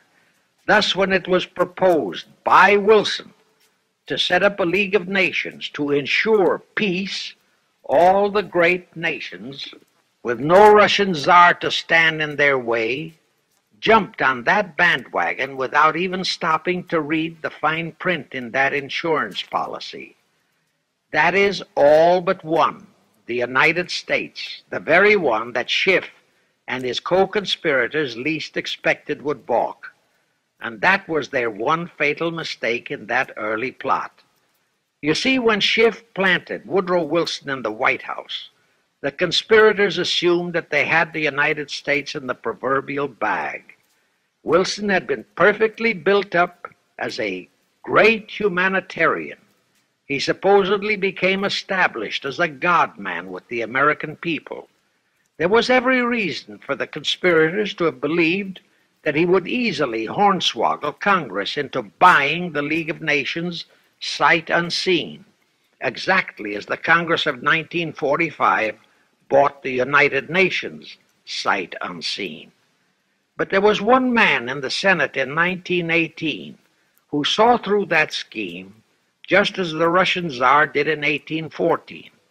He was a man of great political stature, almost as great as that of Teddy Roosevelt, and fully as astute. He was highly respected and trusted by all members of both houses of Congress and by the American people. The name of that great and patriotic American was Henry Cabot Lodge, not the phony of today who called himself Henry Cabot Lodge, Jr. until he was exposed. Lodge completely unmasked Wilson and kept the United States out of the League of Nations. Here it becomes of great interest to know the real reason for the Wilson League of Nations flop. As I previously stated, Schiff was sent to the United States to carry out 4 specific assignments. Number 1 and most important was to acquire complete control of the U.S. money system. Number 2, as outlined in the original Weishaupt Illuminati blueprint, he was to find the right kind of men to serve as stooges for the great conspiracy and promote them into the highest offices in our federal government, our Congress, our U.S. Supreme Court, and all federal agencies, such as the State Department, the Pentagon, the Treasury Department, etc. Number 3, destroy the unity of the American people by creating minority group strife throughout the nation, especially between the whites and blacks as outlined in Israel Cohen's book. Number 4, create a movement to destroy religion in the United States, with Christianity to be the chief target or victim. In addition, he was strongly reminded of the imperative directive in the Illuminati blueprint to achieve full control of all mass communications media, to be used to brainwash the people into believing and accepting all of the maneuverings of the Great Conspiracy. Schiff was warned that only control of the press, at that time our only mass communications media, would enable him to destroy the unity of the American people. Now then, Schiff and his co-conspirators did set up the NAACP, the National Association for the Advancement of the Colored People, in 1909. And in 1913, he set up the Anti-Defamation League of the B'nai B'rith. Both were to create the necessary strife. But in the early years, the ADL operated very timidly, perhaps for fear of a pogrom-like action by an aroused and enraged American people. And the NAACP was practically dormant because its white leadership didn't realize that they would have to develop firebrand Negro leaders, such as Martin Lucifer King, for one, to spark the then completely satisfied and contented mass of Negroes. In addition, Schiff, was busy developing and infiltrating the stooges to serve in all high places in our Washington government, and in the job of acquiring control of our money system and the creation of the 16th Amendment. He also was very busy with the organizing of the plot for the takeover of Russia. In short, he was kept so busy with all those jobs that he completely overlooked the supreme job of acquiring complete control of our mass communications media. That oversight was the direct cause for Wilson's failure to lure the United States into the League of Nations, because when Wilson decided to go to the people to overcome the opposition of the Lodge-controlled Senate, despite his established but phony reputation as a great humanitarian, he found himself faced by a solidly united people and by a loyal press whose only ideology was Americanism and the American way of life. At that time, due to the ineptness and ineffectiveness of both the ADL and the NAACP, there were no organized minority groups, no Negro problems, no so-called anti-Semitic problem to sway the people's thinking. There were no lefts, there were no rights, no prejudices for crafty exploitations. Thus, Wilson's League of Nations appeals fell on deaf ears. That was the end of Woodrow Wilson, the conspirator's great humanitarian. He quickly abandoned his crusade and returned to Washington, where he shortly died an imbecile brought on by syphilis. And that was the end of the League of Nations as a corridor into one world government. Of course, that debacle was a terrible disappointment to the masterminds of the Illuminati conspiracy. But they were not discouraged. As I have previously stressed, this enemy never quits. They simply decided to reorganize and try from scratch again. By this time, Schiff was very old and slow. He knew it. He knew that the conspiracy needed a new, younger, and more active generalship. So on his orders, Colonel House and Bernard Baruch organized and set up what they called the Council on Foreign Relations, the new name under which the Illuminati would continue to function in the United States. The hierarchy, officers and directors of the CFR, is composed principally of descendants of the original Illuminati, many of whom had abandoned their old family names and acquired new Americanized names. For one example, we have Dillon, who was Secretary of Treasury of the United States, whose original name was Lepowski. Another example is Paley. head of the CBS TV channel, whose true name is Polinsky. The membership of the CFR is approximately 1,000 in number and contains the heads of virtually every industrial empire in America, such as Blau, president of the U.S. Steel Corporation, Rockefeller, king of the oil industry, Henry Ford II, and so on. And, of course, all the international bankers, also the heads of the tax-free foundations, are officers and or active CFR members.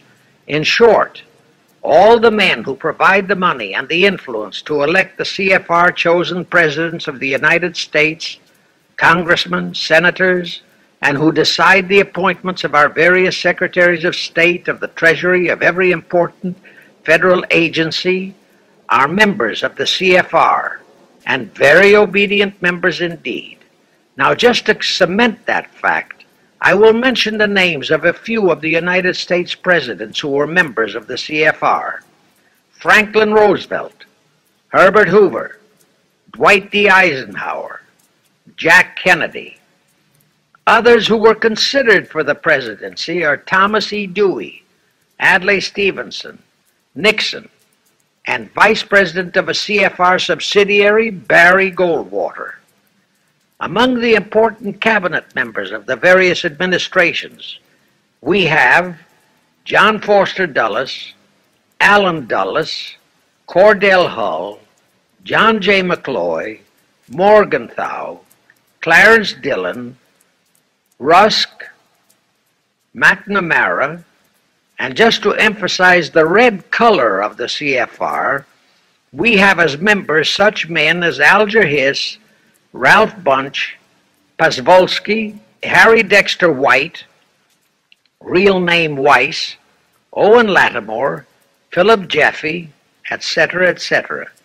Simultaneously, they were flooding thousands of homosexuals and other blackmailable characters into all the federal agencies from the White House down. Remember Johnson's great friend Jenkins and Bobby Baker? Now, there were many jobs the new CFR had to accomplish. They required much help. So their first job was to set up various subsidiaries to whom they assigned special objectives.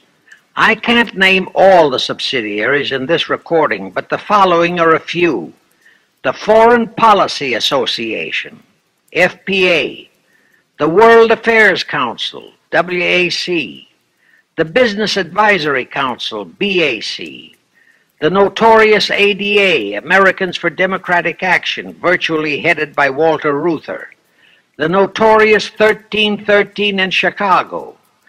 Barry Goldwater was, and no doubt still is, a vice president of one of the CFR subsidiaries. In addition, the CFR set up special committees in every state in the Union, to whom they assigned the various local state operations.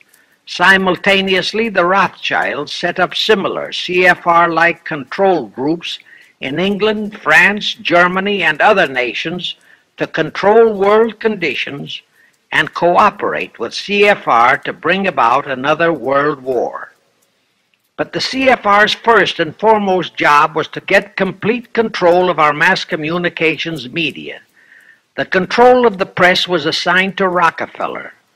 Thus, Henry Luce, who recently died, was financed to set up a number of national magazines, among them Life, Time, Fortune, and others, which publish USSR in America. The Rockefellers also directly or indirectly financed the Cowles Brothers Look magazine and a chain of newspapers. They also financed a man named Sam Newhouse to buy up and build a chain of newspapers all over the country. And the late Eugene Meyer, one of the founders of CFR, bought the Washington Post, Newsweek, the weekly magazine, and other publications. At the same time, CFR began to develop and nurture a new breed of scurrilous columnists and editorial writers, such as Walter Lippmann, Drew Pearson, the Alsops, Herbert Matthews, Irwin Canham, and others of that ilk, who call themselves liberals, who proclaim that Americanism is isolationism, that isolationism is warmongerism, that anti-communism is anti-Semitism and racism. All that took time, of course, but today our entire press, except for some local small-town papers and weeklies published by patriotic organizations, is completely controlled by CFR stooges, and thus they finally succeeded in breaking us up into a nation of quarreling, wrangling, squabbling, hating factions. Now, if you still wonder about the slanted news and outright lies you read in your paper, you have the answer. To the Lehmans, Goldman Sachs, Kuhn Loeb, and the Warburgs, the CFR assigned the job of getting control of the motion picture industry, Hollywood, radio and television, and believe you me, they succeeded. If you still wonder about the strange propaganda broadcasts by the Ed Murrows, Chet Huntley, Howard K. Smith, Eric Sevareid, Drew Pearson, and others of that ilk, you have the answer. If you wonder about all the smut, sex, pornography, and mixed marriage films you see in your movie theater and on your TV set, all of which is demoralizing our youth, you have the answer. The whole story of the CFR conspiracy takeover of our mass communications media is far too long to include in this recording, but you can find it in the News Bulletin number 125, entitled How to Get the Reds Out of Communications Media. It was published and brought up to date by the Cinema Educational Guild. It tells in detail how the press, the movies, TV, and radio have been, and still are, used to brainwash the people, to demoralize our youth, and they have been and still are encouraging and creating sympathy for the rioting Negro civil rights lawlessness. You can get a copy of this news bulletin by writing to the Cinema Educational Guild, Post Office Box 46205, Hollywood, California. Now, to refresh your memory, let's go back for a moment. Wilson's flop had torpedoed all chances of transforming that League of Nations into the conspirators' hoped-for one-world government housing. So the Jacob Schiff plot had to be done all over again, and they organized the CFR to do it. We also know how successfully the CFR did that job of brainwashing and destroying the unity of the American people. But as was the case with the Schiff plot, the climax and the creation of a new housing for their one-world government required another world war, a war that would be even more horrible and more devastating than the First World War, in order to get the people of the world to again clamor for peace and a means to end all wars.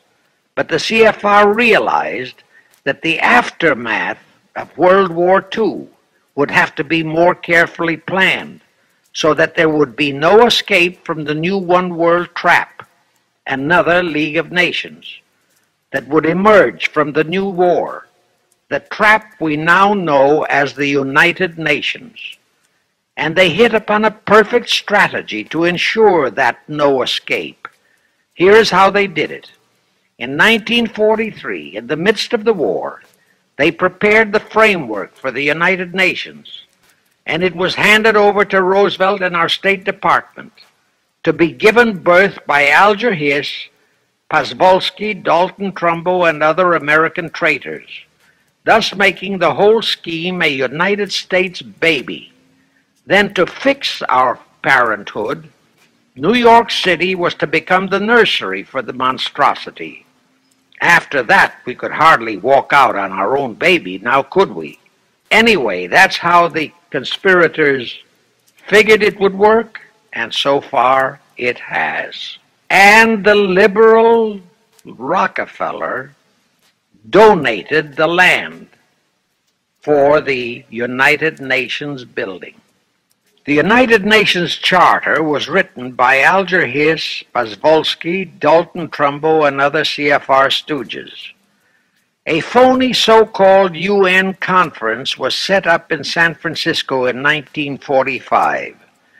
All the so-called representatives of 50-odd nations gathered there, promptly signed the charter, and the despicable traitor Alger Hiss flew to Washington with it, elatedly submitted it to our Senate, and the Senate, elected by our people to safeguard our security, signed the charter without so much as reading it.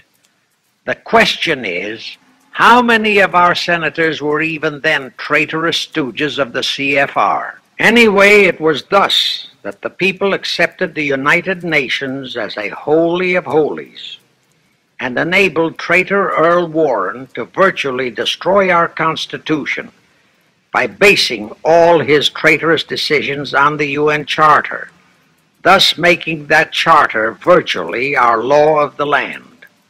However, for all the dirty work that had to be done to solidify the UN, the new housing of the One World plot, they still required the aid of our leaders in Washington. So now I will emphasize the fiendish cleverness of the CFR masterminds. To the vast majority of the American people, our foreign policy for many years has been a complete enigma. Most of us simply can't understand why this great nation is seemingly floundering so helplessly in the art of diplomacy. We can't understand why our leaders are seemingly so confused and bewildered in all their dealings with Moscow, France, and other nations, and with the UN. We always hear them proclaiming that in view of our overwhelming economic and military superiority, we must always lead from strength. Yet at all the summit meetings and conferences, they cringe and stammer and stutter, and so to speak, come out with their tails between their hind legs. We can't understand the foreign aid to Tito, an avowed enemy, to Poland, an avowed enemy, to all the avowed communist nations. We can't understand why the expenditure of hundreds of billions of dollars has failed to slow down, let alone stop, the march of communism. We are perplexed by the seeming ineptness of the State Department, the Defense Department, the CIA, the USIA, of all our federal agencies. Again and again and again we have been startled, shocked, bewildered, and horrified by their mistakes in Berlin, in Korea, in Laos, in Katanga, in Cuba, in Vietnam. Mistakes that always favor the enemy, never the United States. Under the law of averages, they should have made at least one or two mistakes in our favor, but they never did. What's the answer? The answer is the CFR and the parts played by their subsidiaries and stooges in Washington. Thus we know that complete control of our foreign relation policy is the key to the success of the entire Illuminati One World plot. Here is the further proof. Earlier I fully established that Schiff and his gang had financed the Lenin-Trotsky-Stalin takeover of Russia and fashioned its communist regime into becoming their chief instrument to keep the world in turmoil and to finally terrorize all of us into seeking peace in a UN One World government. But the conspirators knew that the Moscow gang could not become such an instrument until and unless the whole world would accept the communist regime as the legitimate, de jure government of Russia. Only one thing could accomplish that: recognition by the United States. The conspirators figured that the whole world would follow our lead, and that's when the Wilson flop very nearly wrecked the entire plot. Throughout the following 3 Republican administrations, the CFR pulled every trick in their bag to induce Harding, Coolidge, and Hoover to grant that recognition, but all 3 refused. As a result, in the late 1920s, the Stalin regime was in dire straits. Despite all purges and secret police controls, the Russian people were growing more and more restive. It is a matter of record, admitted by Litvinov.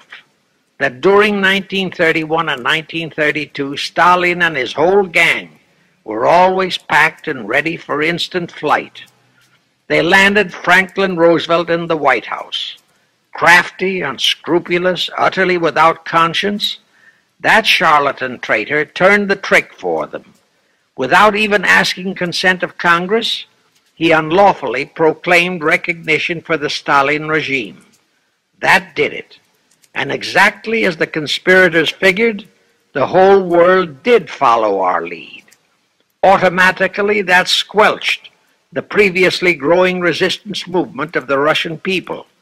That automatically launched the greatest menace the civilized world has ever known. The rest is too well known to need repeating.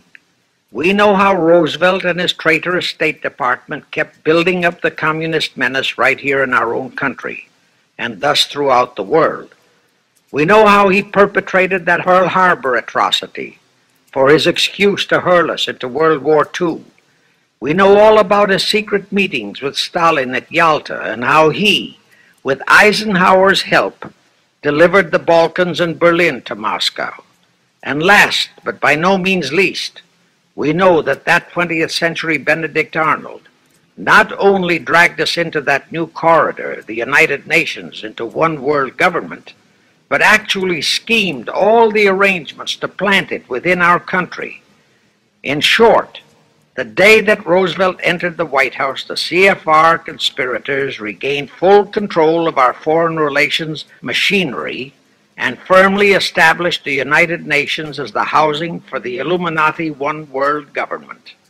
I wish to stress one other very vital point. That Wilson League of Nations flop brought Schiff and his gang to the realization that control of just the Democratic Party was not enough. True, they could create a crisis during the Republican administration, as they did in 1929 with their Federal Reserve manufactured crash and depression, which would bring another Democrat stooge back into the White House. But they realized that a 4-year disruption in their control of our foreign relation policies could play havoc with the progress of their conspiracy. It could even break up their entire strategy, as it almost did before Roosevelt saved it with his recognition of the Stalin regime. Thereupon, after that Wilson debacle, they began to formulate plans to achieve control of both of our national parties. But that posed a problem for them. Manpower. Stooges in the Republican Party also added manpower for the Democratic Party, because control of just the man in the White House would not be enough. They'd have to provide that man with trained stooges for his entire cabinet, men to head the State Department, the Treasury Department, the Pentagon, the CIA, the USIA, etc. In short, every member of the various cabinets would have to be a chosen tool of the CFR, such as Rusk and McNamara. Also all undersecretaries and assistant secretaries. That would give the conspirators absolute control of all our policies, both domestic and, most important, foreign. That course of action would require a reserve pool of trained stooges, instantaneously ready for administrative changes and for all other exigencies. All such stooges would of necessity have to be men of national reputation, high in the esteem of the people, but they would have to be men without honor, without scruple, without conscience, men who would be vulnerable to blackmail. It is needless for me to stress how well the CFR succeeded. The immortal Joe McCarthy fully revealed that there are thousands of such security risks in all federal agencies. Scott McCloud unmasked thousands more, and you know the price Otepka has had to pay and is still paying for his expositions before a Senate committee of the traitors in the State Department. And you know that the men in the State Department who delivered Cuba to Castro have not only been shielded, but promoted.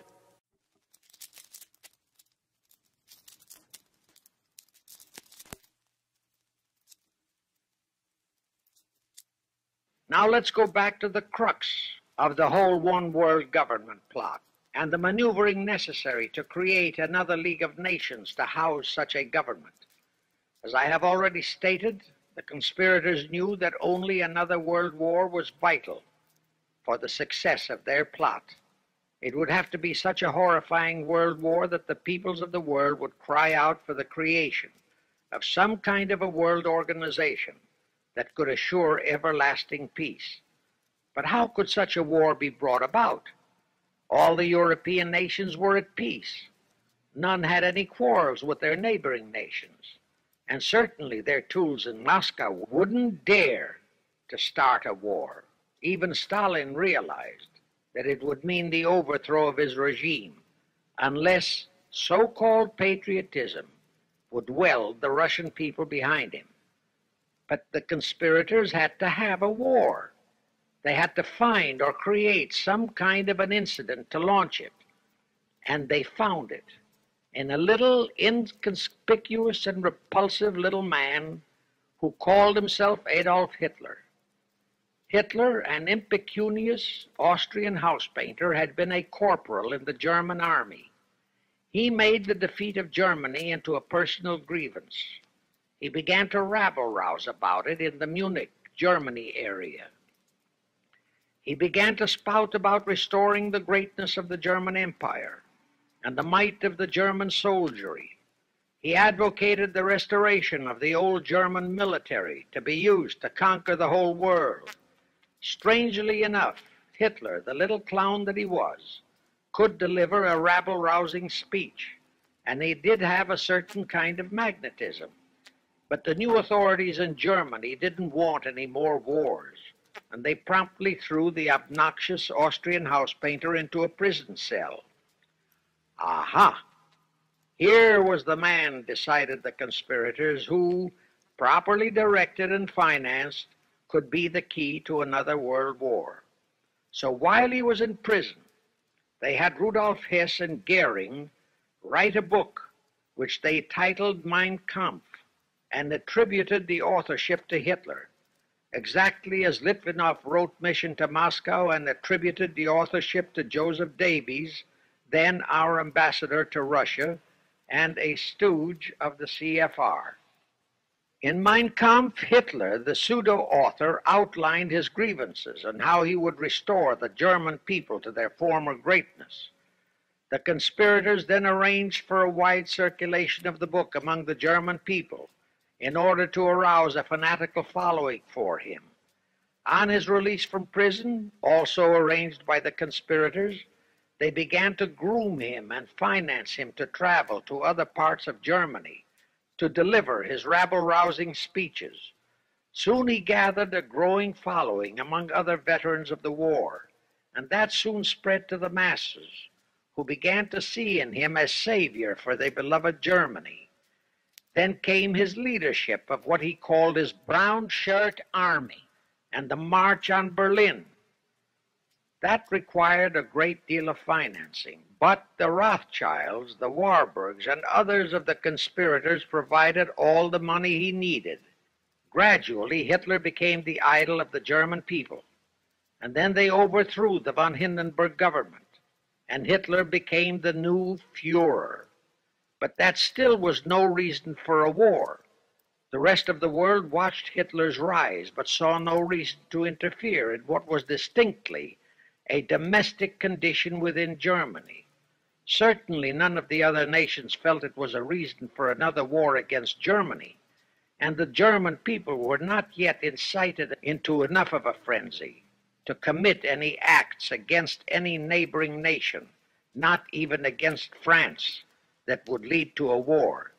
The conspirators realized they would have to create such a frenzy that would cause the German people to throw caution to the winds and at the same time horrify the whole world.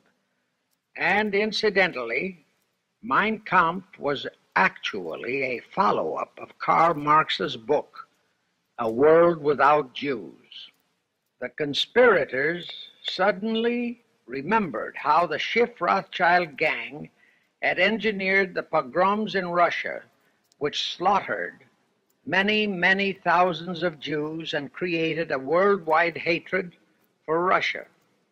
And they decided to use that same unconscionable trick to inflame the new Hitler-led German people into a murderous hatred of the Jews. Now it is true that the German people never had any particular affection for the Jews, ingrained hatred for them. Such a hatred would have to be manufactured. So Hitler was used to create it. He saw in it the grisly gimmick to make him the God-man of the German people. Thus, craftily inspired and coached by his financial advisors, the Warburgs, Rothschilds, and all the Illuminati masterminds, he blamed the Jews for the hated Versailles Treaty and for the financial ruination that followed the war. The rest is history. We know all about the Hitler concentration camps and the incineration of hundreds of thousands of Jews, not the 6 million, nor even the 600,000 claimed by the conspirators, but it was enough. And here let me reiterate how little the internationalist bankers, the Rothschilds, Schiffs, Lehmans, Warburgs, Baruchs, care about their racial brethren who were the victims of their nefarious schemes.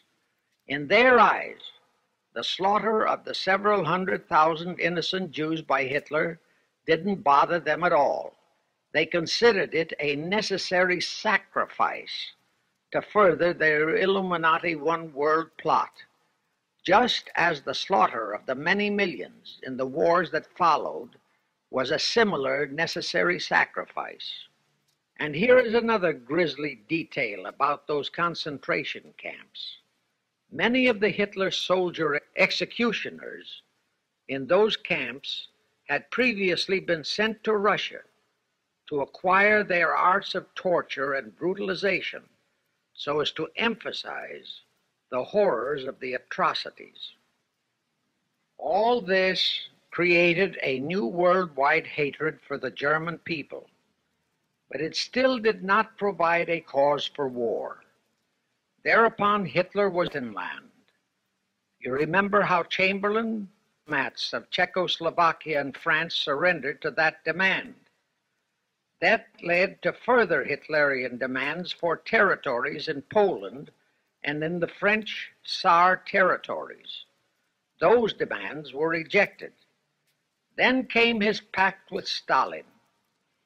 Hitler had been screaming hatred against communism. Oh, how he ranted against communism. But actually, Nazism was nothing but socialism, and communism is, in fact, socialism. But Hitler disregarded all that. He entered into a pact with Stalin to attack and divide Poland between them. While Stalin marched into one part of Poland, for which he was never blamed, the Illuminati mastermind saw to that. Hitler launched a blitzkrieg on Poland from his side. The conspirators finally had their new world war, and what a horrible war it was. And in 1945, the conspirators finally achieved the United Nations, their new housing for their one world government. And truly amazing, all of the American people hailed this foul outfit as a holy of holies. Even after all the true facts about how the UN was created were revealed, the American people continued to worship that evil outfit. Even after a Soviet spy and traitor, even after I had publicly revealed the secret agreement between Hiss and Molotov that a Russian would always be the head of the military secretariat, and by that token, the real master of the UN, most of the American people continued to believe that the UN could do no wrong. Even after Tocqueville, the first Secretary General of the UN, confirmed that Hiss-Molotov secret agreement in his book For the Cause of Peace, the vast majority of our people refused to lose faith in the UN. Even after the truth about the Korean War was revealed, how the Russian General Vasiliev head of that UN military secretariat, was given a leave of absence by the UN so that he could take command of the North Koreans and Red Chinese who were fighting the so-called UN police action under our own General MacArthur, who by orders of the UN was fired by the pusillanimous Truman in order to prevent his winning that war. Our people still believed in the UN.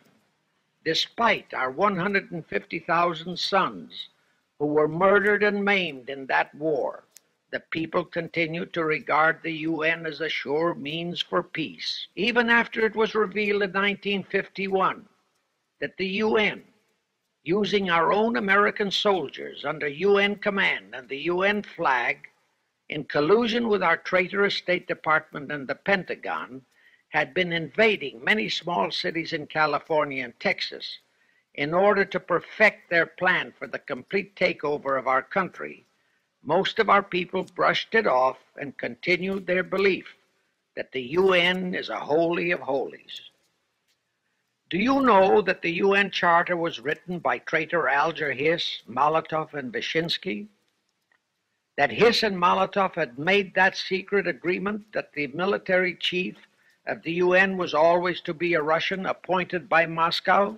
Do you know that at their secret meetings at Yalta, Roosevelt and Stalin, at the behest of the Illuminati operating as the CFR, decided that the UN must be placed on American soil? Do you know that most of the UN Charter was copied intact, word for word, from the Marx Manifesto and Russia's so-called Constitution? Do you know that the only two senators who voted against the UN so-called treaty were the only two senators who had read it? Do you know that since the UN was founded, communist enslavement has grown from 250 million to 1 billion? Do you know that since the UN was founded to ensure peace, there have been at least 20 major wars incited by the UN, just as they are now inciting a war against Little Rhodesia? Do you know that under the UN setup, the American taxpayers have been forced to make up the UN Treasury deficit of many millions of dollars because of Russia's refusal to pay her share? Do you know that the UN has never passed a resolution condemning Russia or her so-called satellites, but always condemns our allies? Do you know that J. Edgar Hoover said, "The overwhelming majority of the communist delegations to the UN are espionage agents"? And now, 66 senators voted for a consular treaty to open our entire country to Russian spies and saboteurs. Do you know that the UN helps Russia's conquest of the world by preventing the free world from taking any action whatsoever except to debate each new aggression in the UN General Assembly? Do you know that at the time of the Korean War, there were 60 nations in the UN, yet 95% of the UN forces were our American sons, and practically 100% of the cost was paid by the United States taxpayers? And surely you know that the UN policy during the Korean War was to prevent us from winning that war. Do you know that all the battle plans of General MacArthur had to go first to the UN to be relayed to Vasiliev, commander of the North Koreans and Red Chinese, and that any future wars fought by our sons under the UN flag would have to be fought under the control of the UN Security Council? Do you know that the UN has never done anything about the 80,000 Russian Mongolian troops that occupy Hungary? Where was the UN when the Hungarian freedom fighters were slaughtered by the Russians? Do you know that the UN and its peace army turned the Congo over to the communists?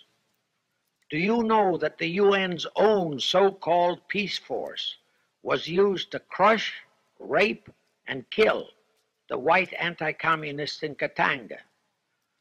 Do you know that the UN stood by and did nothing while Red China invaded Laos and Vietnam? That it did nothing while Nehru invaded Goa and other Portuguese territories? Do you know that the UN was directly responsible for aiding Castro? That it does absolutely nothing about the many thousands of Cuban youngsters who are shipped to Russia for communist indoctrination? Do you know that Adlai Stevenson, of all people, said the free world must expect to lose more and more decisions in the UN?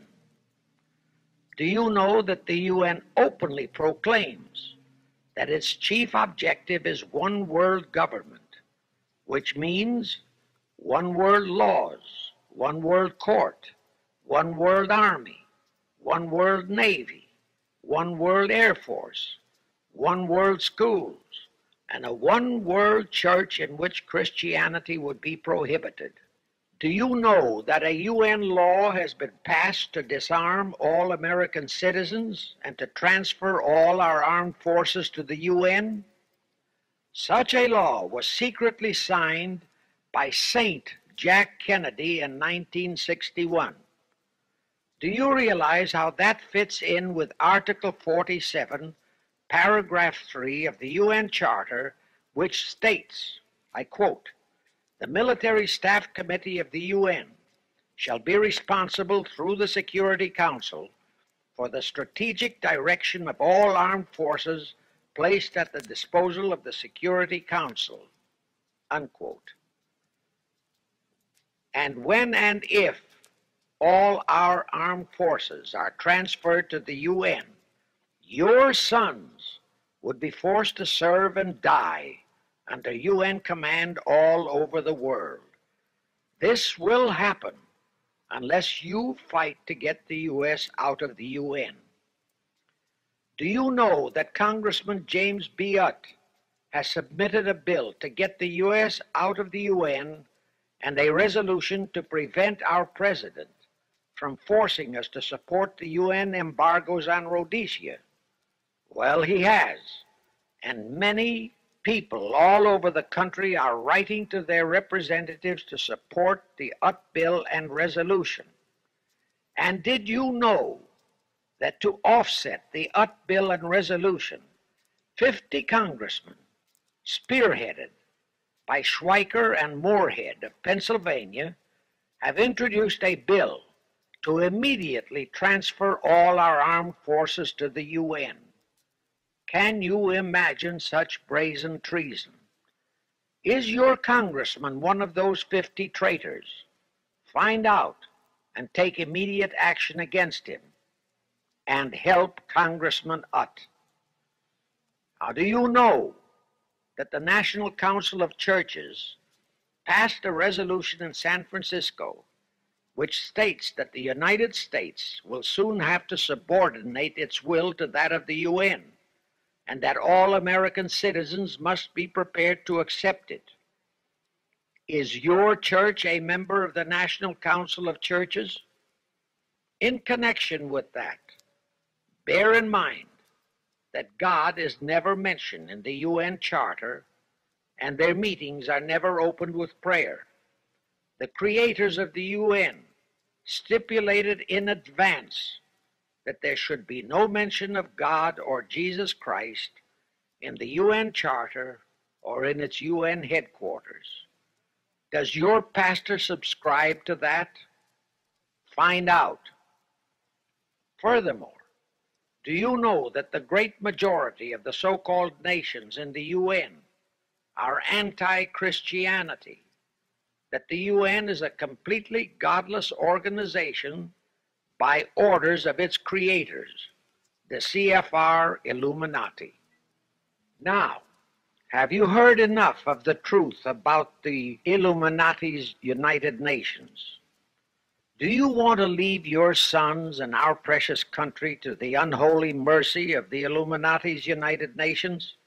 If you don't, write, telegraph, or phone your representatives and senators that they must support Congressman Utt's bill to get the U.S. out of the UN and the UN out of the U.S.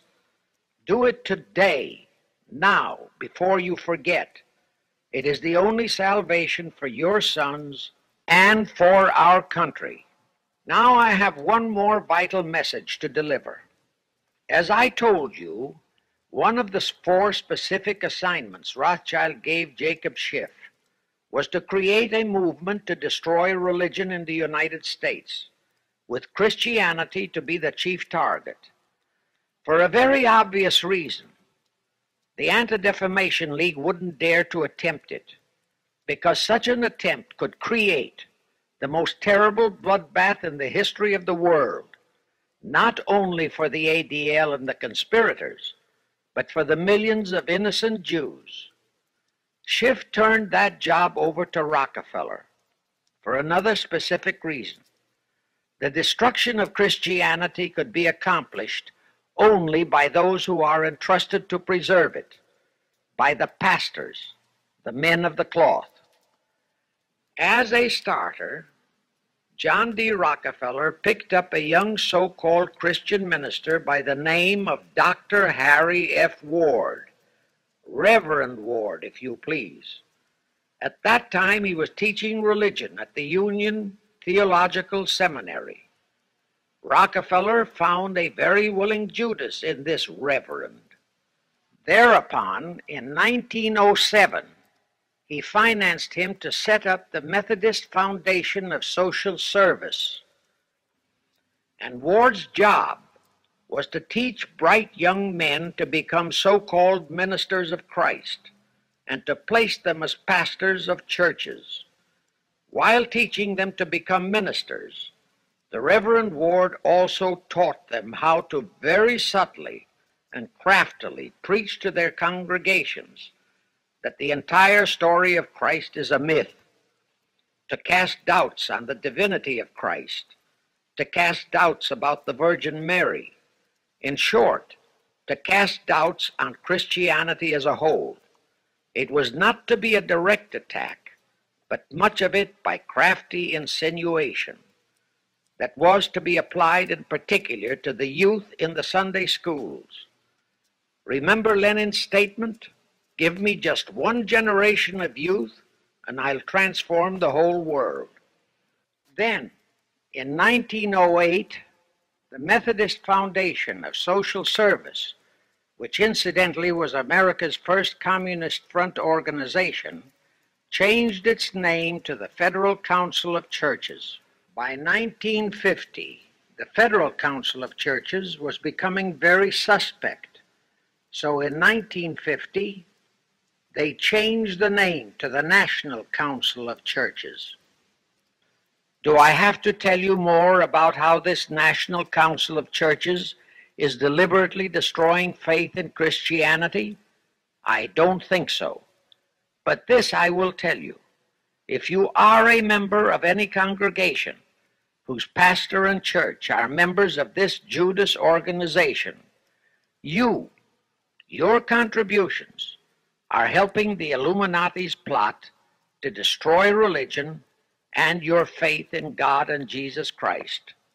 Thus you are deliberately delivering your children to be indoctrinated with disbelief in God and church, and which can easily transform them into atheists. Find out immediately if your church is a member of the National Council of Churches, and for the love of God and your children, if it is, withdraw from it at once. However, let me warn you, that same destroy religion process has been infiltrated into other denominations. If you have seen the Negro March on Selma and other such demonstrations, you have seen how the Negro mobs are led and encouraged by ministers and even Catholic priests and nuns who march along with them.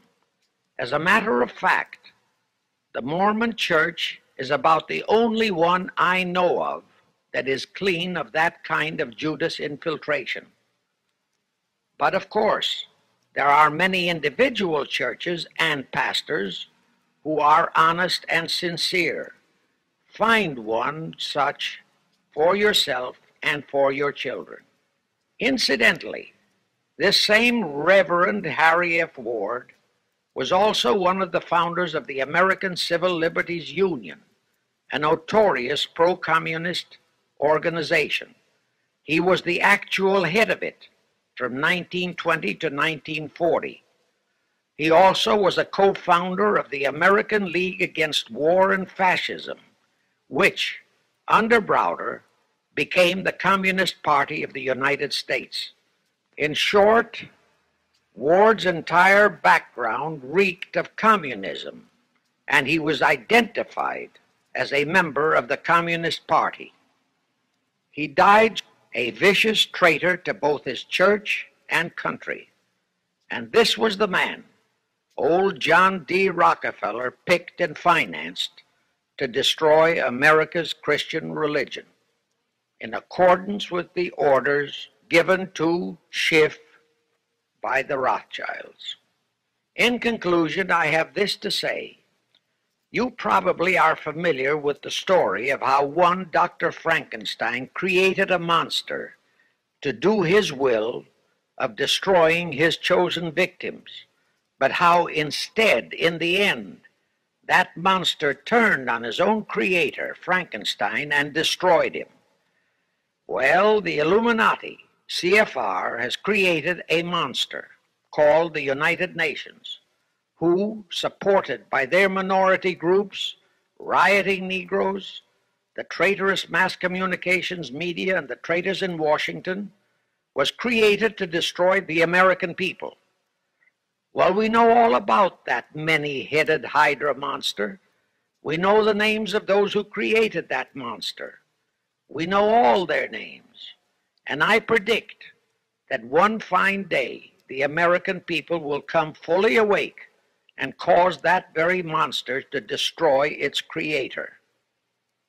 True, the majority of our people are still being brainwashed, deceived, and deluded by our traitorous press, TV, and radio, and by our traitors in Washington. But surely, by now, enough is known about the UN to stamp that outfit as a deadly, poisonous rattlesnake in our midst. My only wonder is what it will take to awaken and arouse our people to the full truth. Perhaps this record will do it. 100,000 or 1,000,000 copies of this record can do it.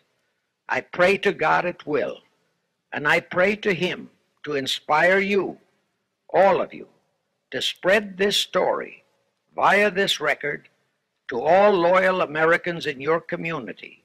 You can do it by playing it to study groups assembled in your homes, at meetings of the American Legion, the VFW, the DAR, all other civic groups and women's clubs, especially the women's clubs who have their sons' lives at stake.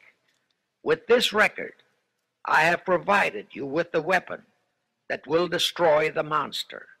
For the love of God, of our country, and of your children, use it.